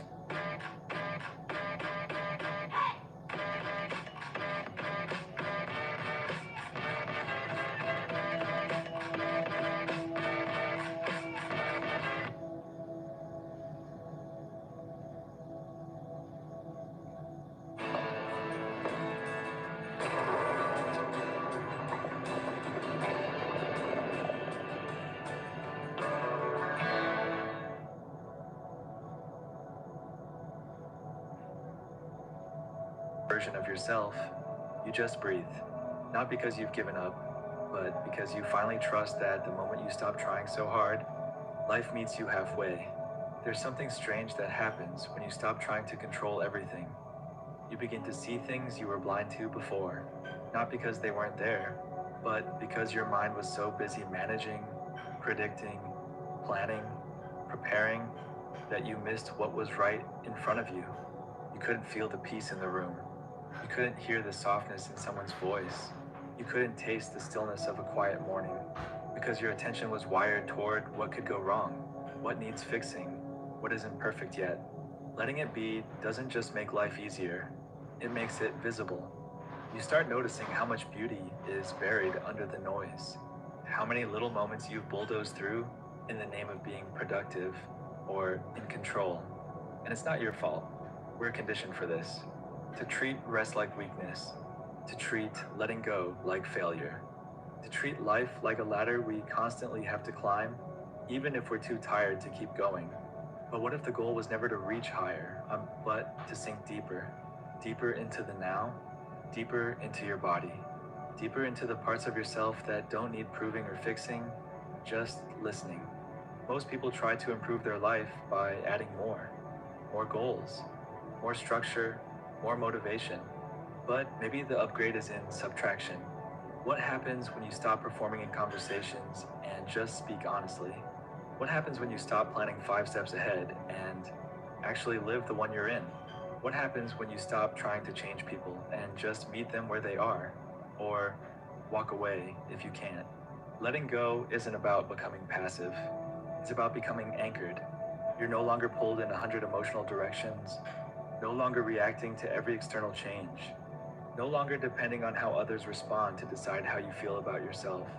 You become steady, not because everything around you is perfect, but because you've stopped making your peace dependent on it. And in that steadiness, you start to heal. Not through force, not through effort, but through permission.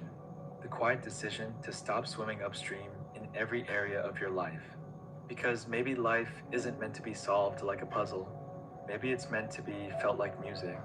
And some songs only make sense when you stop skipping ahead. Letting go isn't always loud. It's not always a big decision or a sudden breakthrough. Sometimes it's subtle, almost unnoticeable at first. Just a tiny shift inside you, a breath, a pause. You stop chasing the conversation. You don't check your phone right away.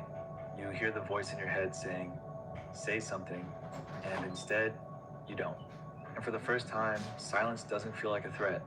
It feels like space, like you finally gave yourself a few seconds of your own attention. You begin to realize how much of your life has been spent anticipating how someone might react, how things might unfold, how to soften your truth so it doesn't make anyone else uncomfortable. But living that way is like holding your breath in every room you enter, and eventually you forget what it feels like to fully exhale. Letting go is the exhale. It's the moment you stop editing every sentence before you speak. It's walking into a space and not reading everyone's energy before checking in with your own. It's letting people misunderstand you without chasing them down with explanations. It's allowing discomfort without immediately trying to fix it. Because there's peace in not knowing. There's peace in not answering right away. There's peace in not rushing to make everything okay just to avoid tension. And when you start living like that, just a little at a time, the world doesn't fall apart. You realize you don't lose anything real by letting things be.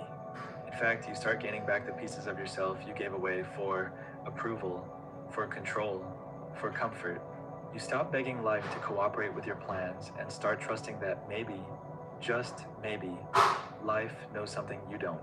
That the detour isn't punishment, that the delay isn't a mistake, that the silence isn't empty, it's sacred. Letting it be means you stop interrupting the very process that's trying to unfold. You stop judging the chapter you're in just because it doesn't look like someone else's. You stop carrying every emotion like it's a crisis that needs fixing. And slowly, you begin to breathe differently.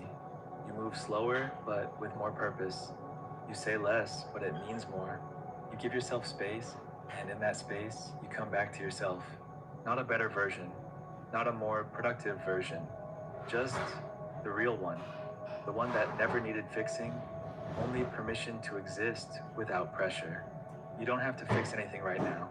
You don't have to rush into action. You don't even have to figure it all out. Just let this moment breathe. Let it be. Because maybe your next chapter doesn't start with effort. Maybe it starts with permission. Permission to pause. Permission to stop controlling. Permission to stop turning your life into a project and start letting it be your home. So if this message hits something real in you, don't just click away. Type it out. Say it. Make it yours. I'm learning. Drop that in the comments. Not for the algorithm, but as a signal to yourself. A quiet promise. And if you want more of these spaces, reminders that you're allowed to be soft, still, and honest with yourself, subscribe. No hype, no pressure, just truth, just you, just this.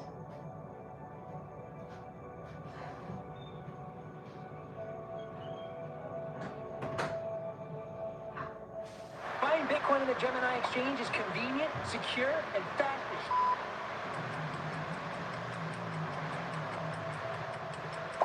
It's a simple, fast, convenient way to buy Bitcoin on the Gemini exchange.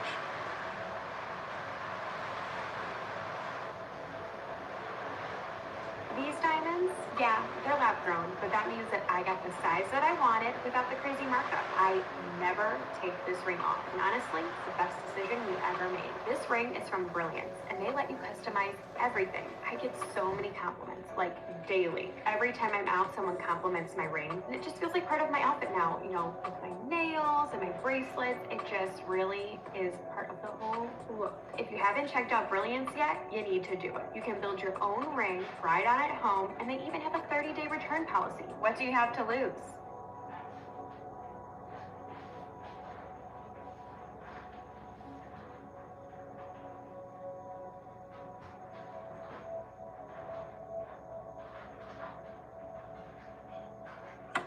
The moment you stop desperately trying to control everything, chasing results, forcing life to bend to your expectations, things begin to fall into place in ways you couldn't have planned. And it doesn't happen because you gave up. It happens because you finally created space. Space for clarity, space for alignment, space for life to actually reach you. See, we live in a world that glorifies the chase. Hustle culture, manifestation hacks, obsessive goal setting. It's always about running towards something. But here's the truth no one talks about. The more you chase something from a place of lack, the more you confirm to your subconscious mind that you don't have it. And your reality, it listens to that signal. It mirrors it. When you're in a constant state of pursuit, your energy becomes tight, your body gets anxious, your decisions become reactive instead of intentional, and you end up making life harder than it needs to be. But there's something powerful that starts to happen when you stop chasing. Not because you've given up, but because you've shifted. You let go of the need to control every outcome. You stop negotiating with life through fear. You stop running after people, attention, or success, hoping they'll finally make you feel whole. Instead, you create stillness. And from that stillness, you begin to attract. This isn't some surface level advice about just stop caring. It's a shift in frequency, a shift in presence. Because when your identity is wrapped in the chase, you'll never recognize the moment it finally arrives. You'll still be running, still searching. Most people think that stopping the chase means losing momentum, but it's actually the opposite. Let's break this illusion. When you're constantly chasing something, whether it's love, validation, success, what negative comment? or What even was it inner about? peace, your energy says one thing. It's your boy. I don't have it yet. And that's exactly what your reality keeps reflecting back. You stay stuck in that cycle of almost happy, almost there, almost healed. It's exhausting. But the moment you shift out of that desperation, something changes. Instead of acting from a place of fear of missing out, fear of not being enough, you begin to move with calm clarity. You no longer seek from lack, you create from wholeness. That subtle difference, it transforms everything. Because here's what chasing does. It pulls you away from presence. And when you're not present, you miss everything. You don't notice the right opportunity when it shows up. You don't feel your intuition when it's guiding you. You don't hear the truth in your own silence because you're too busy screaming into the void, begging life to listen. But life isn't deaf. It's just waiting for you to calm down long enough to receive. This is why people say the right person shows up when you stop looking, or why the best ideas come when you're in the shower, not when you're forcing yourself to brainstorm. It's not magic, it's alignment. It's your nervous system finally being still enough to notice what was always trying to reach you. You don't need to abandon your goals, but you need to release your grip on the outcome, obsessing over how and when it'll happen. That's what blocks it. There's a difference between showing up with intention and showing up with obsession. One is powerful, the other is draining. When you stop chasing, you give yourself permission to live. You slow down, you breathe again, and most importantly, you remember that your worth was never attached to the thing you were running after. And from that grounded place, the things that are meant for you finally have a chance to arrive. So what actually happens when you stop chasing? Zero. Zip, zilch, nada. That's what you'll pay with the 000 sale at 5-Star Hyundai of Macon. Get 0% APR with 0 down and 0 payments for 90 days on a wide selection of new models. Like this new 2025 Hyundai Elantra SEL Sport with 0 down and payments of just $299 a month. That's 0 stress, 0 pressure, and 0 reasons to wait. 5-Star Hyundai of Macon.com.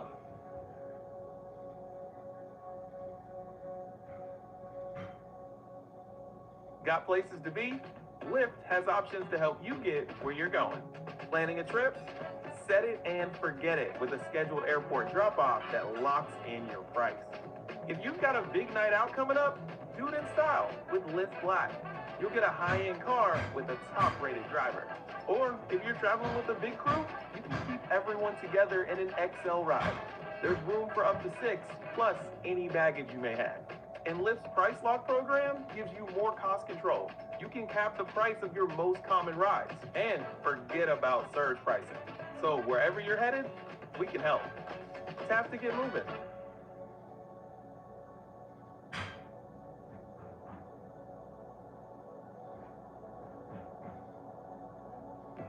It's not that life suddenly hands you everything you ever wanted overnight.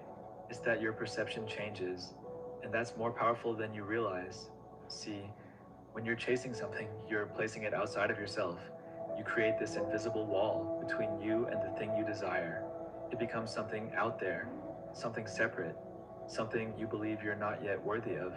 And every time you try to force it closer, you reinforce the idea that it's not already yours. That mindset alone quietly sabotages your progress. But when you stop chasing, you begin to embody the state you thought the goal would bring you. Instead of running toward peace, you become peaceful. Instead of desperately searching for love, you become loving. That shift changes what you attract, but more importantly, it changes what you accept. Think about it like this. A person who is chasing success will say yes to anything that looks like progress, even if it burns them out, even if it makes them miserable, even if it means sacrificing their mental health. Why? Because they're afraid the real thing might not come, so they settle for the illusion. But a person who has stopped chasing, that person is selective, grounded, unbothered by the noise. They don't chase, they choose. That level of inner peace is magnetic. You begin to notice things you overlooked before, the people who genuinely care, the quiet moments that actually feel like freedom, the abundance that's already in your life, but was buried beneath all that noise in your head. And here's the wild part, people notice it too. There's a silent confidence that comes with no longer needing anything outside yourself to complete you. You stop oversharing, you stop proving, you stop explaining your worth, and people feel that. You're no longer projecting insecurity, you're radiating clarity. Opportunities that once felt out of reach begin to find their way to you, not because you hustled harder, but because you finally became the version of yourself who was ready to hold them. You don't have to play by the rules of a world that profits off your panic. When you stop chasing, you reclaim something sacred, your attention, your peace, your power to respond rather than react. And in that stillness, you start to build from alignment rather than anxiety. And let's be honest, how many decisions in your past came from pressure rather than presence? That's what chasing does. It blinds you with urgency, but when you finally stop, when you exhale and look around, you see that you were never behind. You were just distracted. There's a strange irony in life.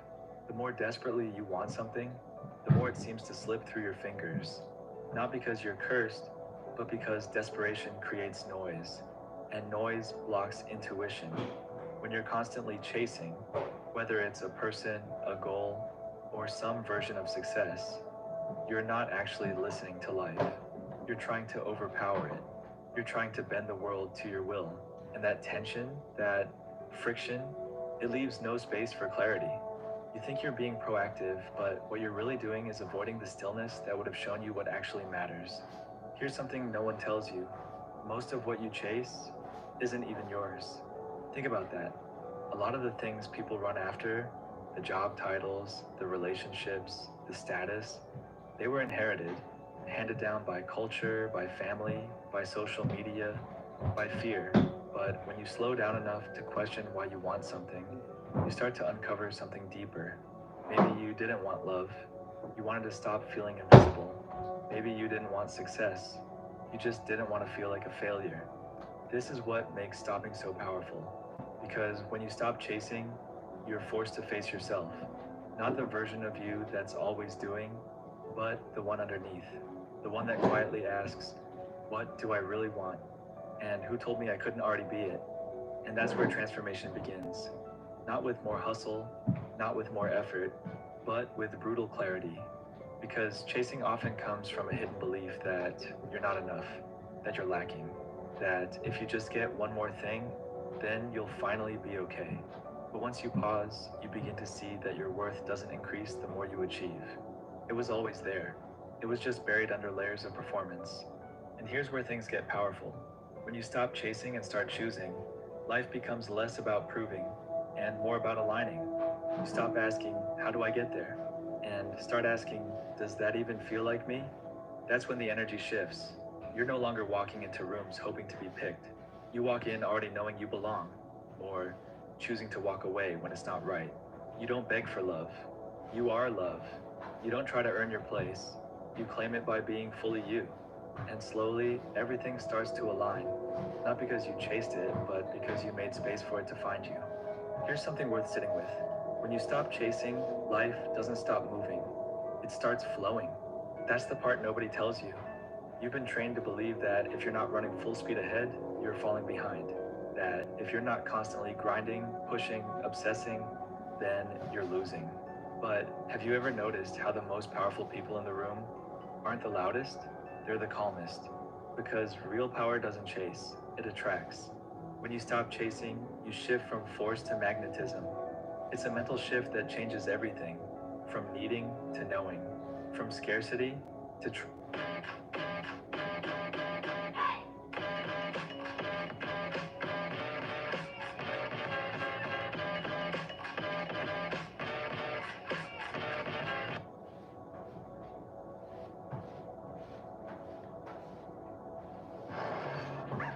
You know when you get distracted by a fluffy little dog rocking the same necklace as you, then suddenly you've overdrafted? With Cash App, you're good. Get free overdraft coverage when you direct deposit at least $300 each month.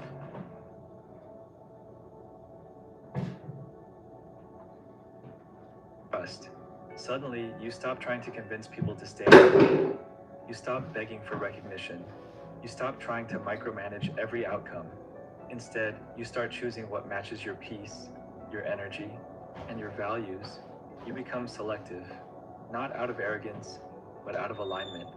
And that alignment changes the game. The way you walk into rooms changes. The way you respond to life changes. The way you hold yourself, completely different. People start sensing it too. Not because you're louder, but because you're anchored. Think of it like this: a tree doesn't chase sunlight, it simply grows toward it. And the stronger its roots, the more it thrives through every season. That's what happens when you stop chasing. You start rooting into who you really are. You grow upward, but also inward. You stop reaching for things that don't even feed you. That's when your energy becomes different.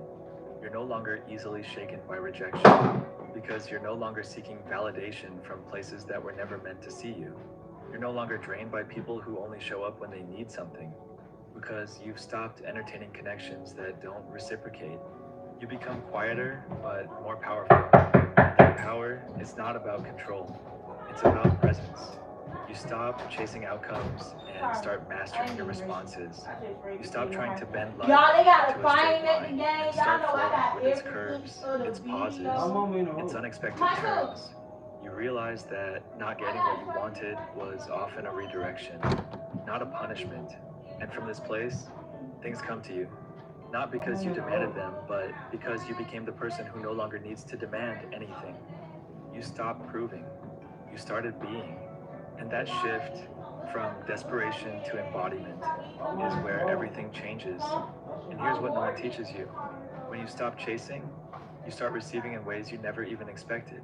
Not because you gave up, but because you finally gave in to the right things, to clarity, to self-worth, to stillness. You start making decisions not from fear, but from trust. And when your decisions are rooted in trust, your outcomes begin to reflect that inner shift. People begin treating you differently, not because they changed, but because your boundaries did. Because your silence started speaking louder than your old explanations.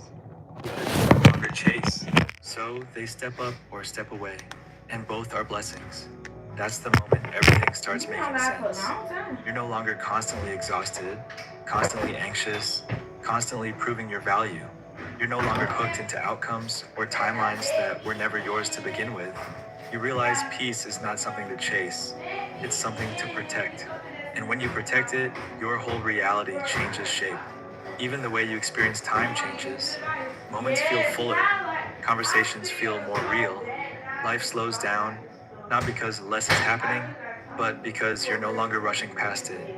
You're in it, fully. You're present. And in that presence, you start to notice the things that actually matter, the things you used to miss while chasing something else. You don't become passive, you become precise. You don't stop caring, you start caring better. And the irony? The less you force, the more flows to you. Opportunities show up when you're not fixated on needing them. Love deepens when you're not desperate for it. People respect you more when you respect your energy enough to stop running after what isn't yours. The moment you stop chasing is the moment you reclaim your life. Not in theory, in practice, in energy, in how you show up today, in how you carry yourself into every room, into every decision, into every silence. You don't need to chase to be chosen. You don't need to run to arrive. You just need to remember who you are before the world told you to become someone else. There's a moment that quietly arrives when you've exhausted yourself trying to control every outcome, impress every person, and hold together things that were never meant to be yours in the first place. That moment is silence, not from the world, but from within you. And in that silence, something begins to click. You realize it was never about chasing anything. It was about remembering that you were already enough before you even started running. Letting go is not weakness. It's wisdom. It's the decision to stop negotiating your peace in exchange for the temporary validation. It's not giving up. It's waking up. Because here's the truth. Everything you chased from desperation either ran from you or broke you. But the things you attracted in moments of alignment, those are the things that felt real, effortless, and grounding. They were drawn to your presence, not your pressure. You don't have to fight to be seen. You don't have to beg to be chosen. When you stop chasing, the things that resonate with your real self begin to stay. Not because you chased them down, but because they recognized where they belonged. People will call it mysterious. They'll say you glow differently, but it's not mystery, it's mastery. It's what happens when you stop outsourcing your power to things outside of you. When you stop bending over backward, trying to earn what should come naturally. When you stop running toward every open door, and instead wait for the one that actually leads somewhere. You stop trying to be enough for everyone, and start being more than enough for yourself. And yes, that shift may make some people uncomfortable. That's okay. You're not here to please everyone. You're here to align with what's true.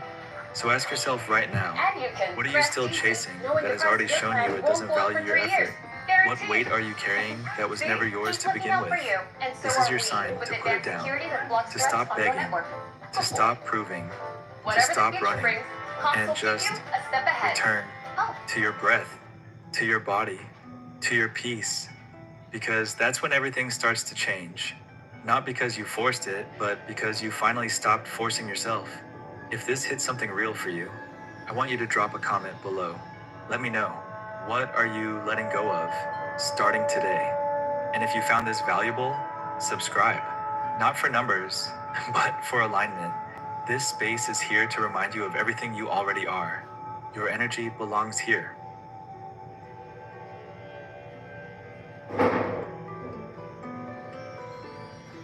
Open that chest out of neck, knee, and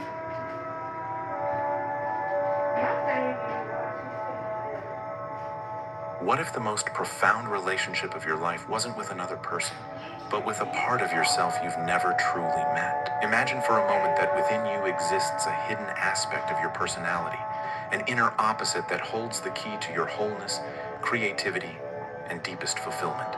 In the words of Carl Jung, the great explorer of the human psyche, the encounter with the shadow is the apprentice piece in the individual's development, but that with the anima or animus is the masterpiece. I'm Your Name, and today we continue our journey through Jung's revolutionary work, Man and His Symbols, with what might be his most transformative insight, how reconciling with our inner opposite unlocks the pathway to our authentic self. In our previous exploration, we ventured into the shadow, those rejected aspects of ourselves we hide from consciousness.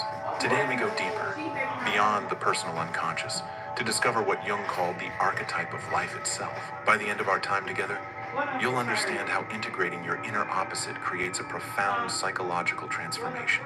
You'll discover why Jung believed mandalas appear spontaneously at moments of breakthrough. And most importantly, you'll gain practical insights to advance your own journey toward wholeness. Are you ready to discover the masterpiece of psychological development?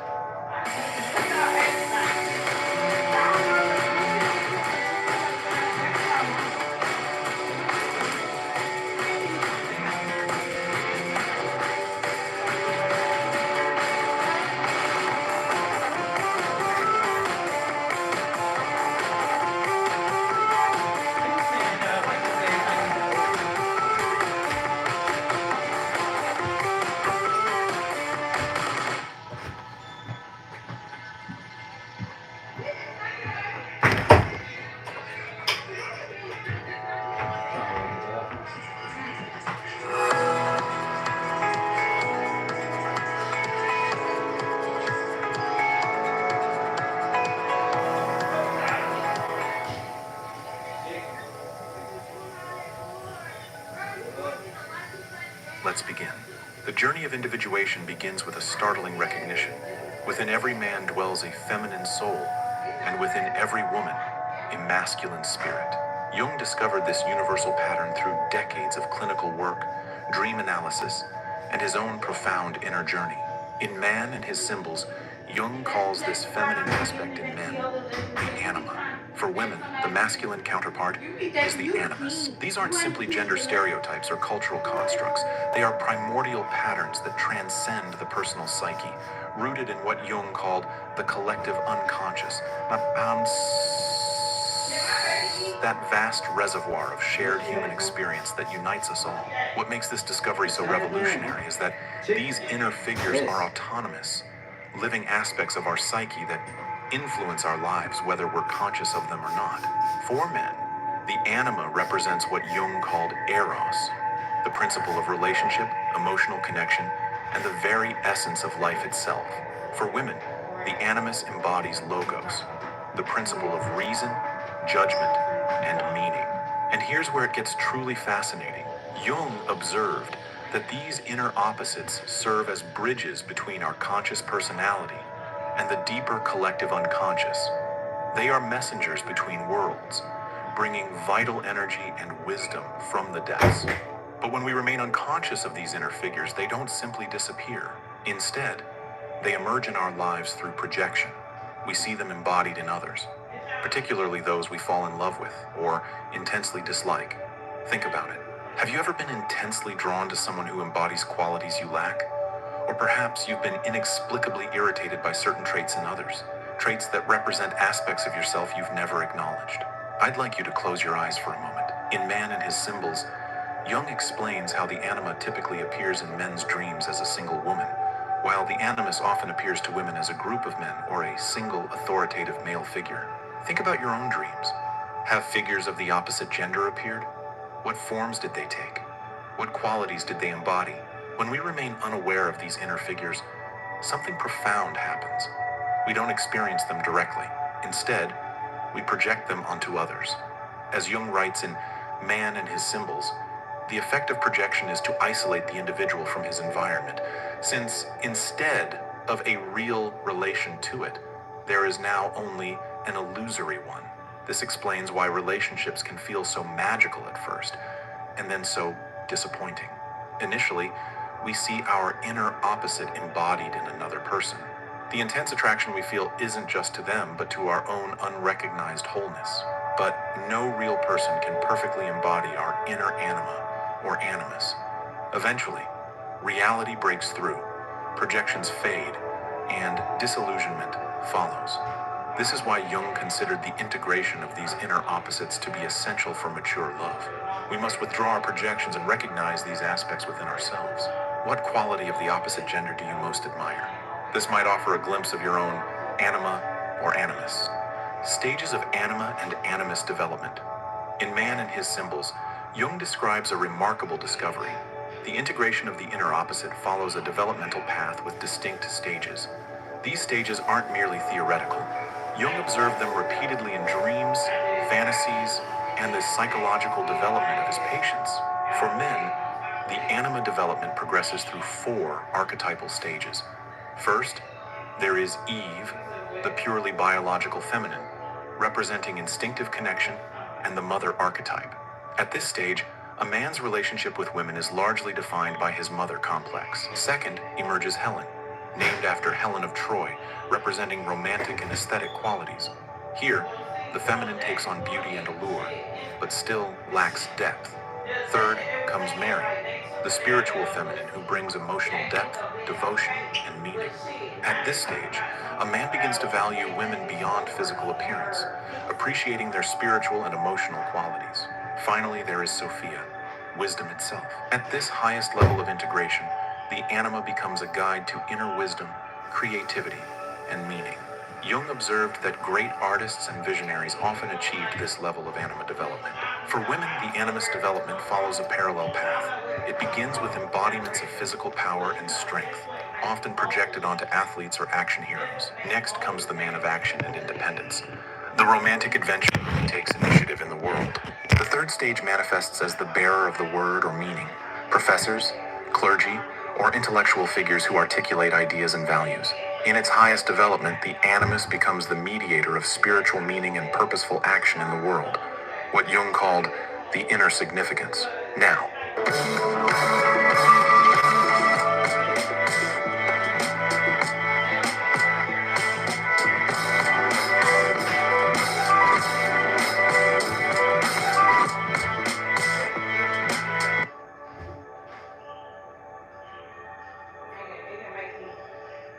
Alright, I have a family dinner coming up and I realized I did not pack one single thing. I think I need a mini dress, summery type of vibes. I feel like I only brought going out clothes. So we're gonna have a little help from Google Shopping. First, search for the outfit you're looking for. I typed in pink balloon dress and then you tap try it on. Now to get the best photo, you're gonna want good lighting, fitted clothing, and full body picture. Now you're gonna upload the photo and Google's gonna show you what it looks like on you. This is the most insane thing ever. It literally looks like I just tried this on in real life. I want to try a few more options, so we're going to see how these look. Maybe for a different occasion. I like this one, but I still think I'm liking the pink one better. Okay, love the way this looks. It's in stock, so I am ordering this right now. And this is the look on. I'm obsessed with this dress, and I'm very happy with the purchase. So now we have to pick a bag. So we have this one with shells, and then this one has gold, but I'm kind of leaning towards this one because I think it's going to match the earrings that I'm wearing. And we're ready to go. Bye. I want you to consider this profound question. Which stage of anima or animus development resonates with your current life experience? Are you still primarily experiencing your inner opposite through projection onto others? Or have you begun the process of recognition and integration? The answer isn't about judgment, it's about awareness. Because awareness is the first step toward transformation. And that's not even the most fascinating part of Jung's discovery. The dangers of possession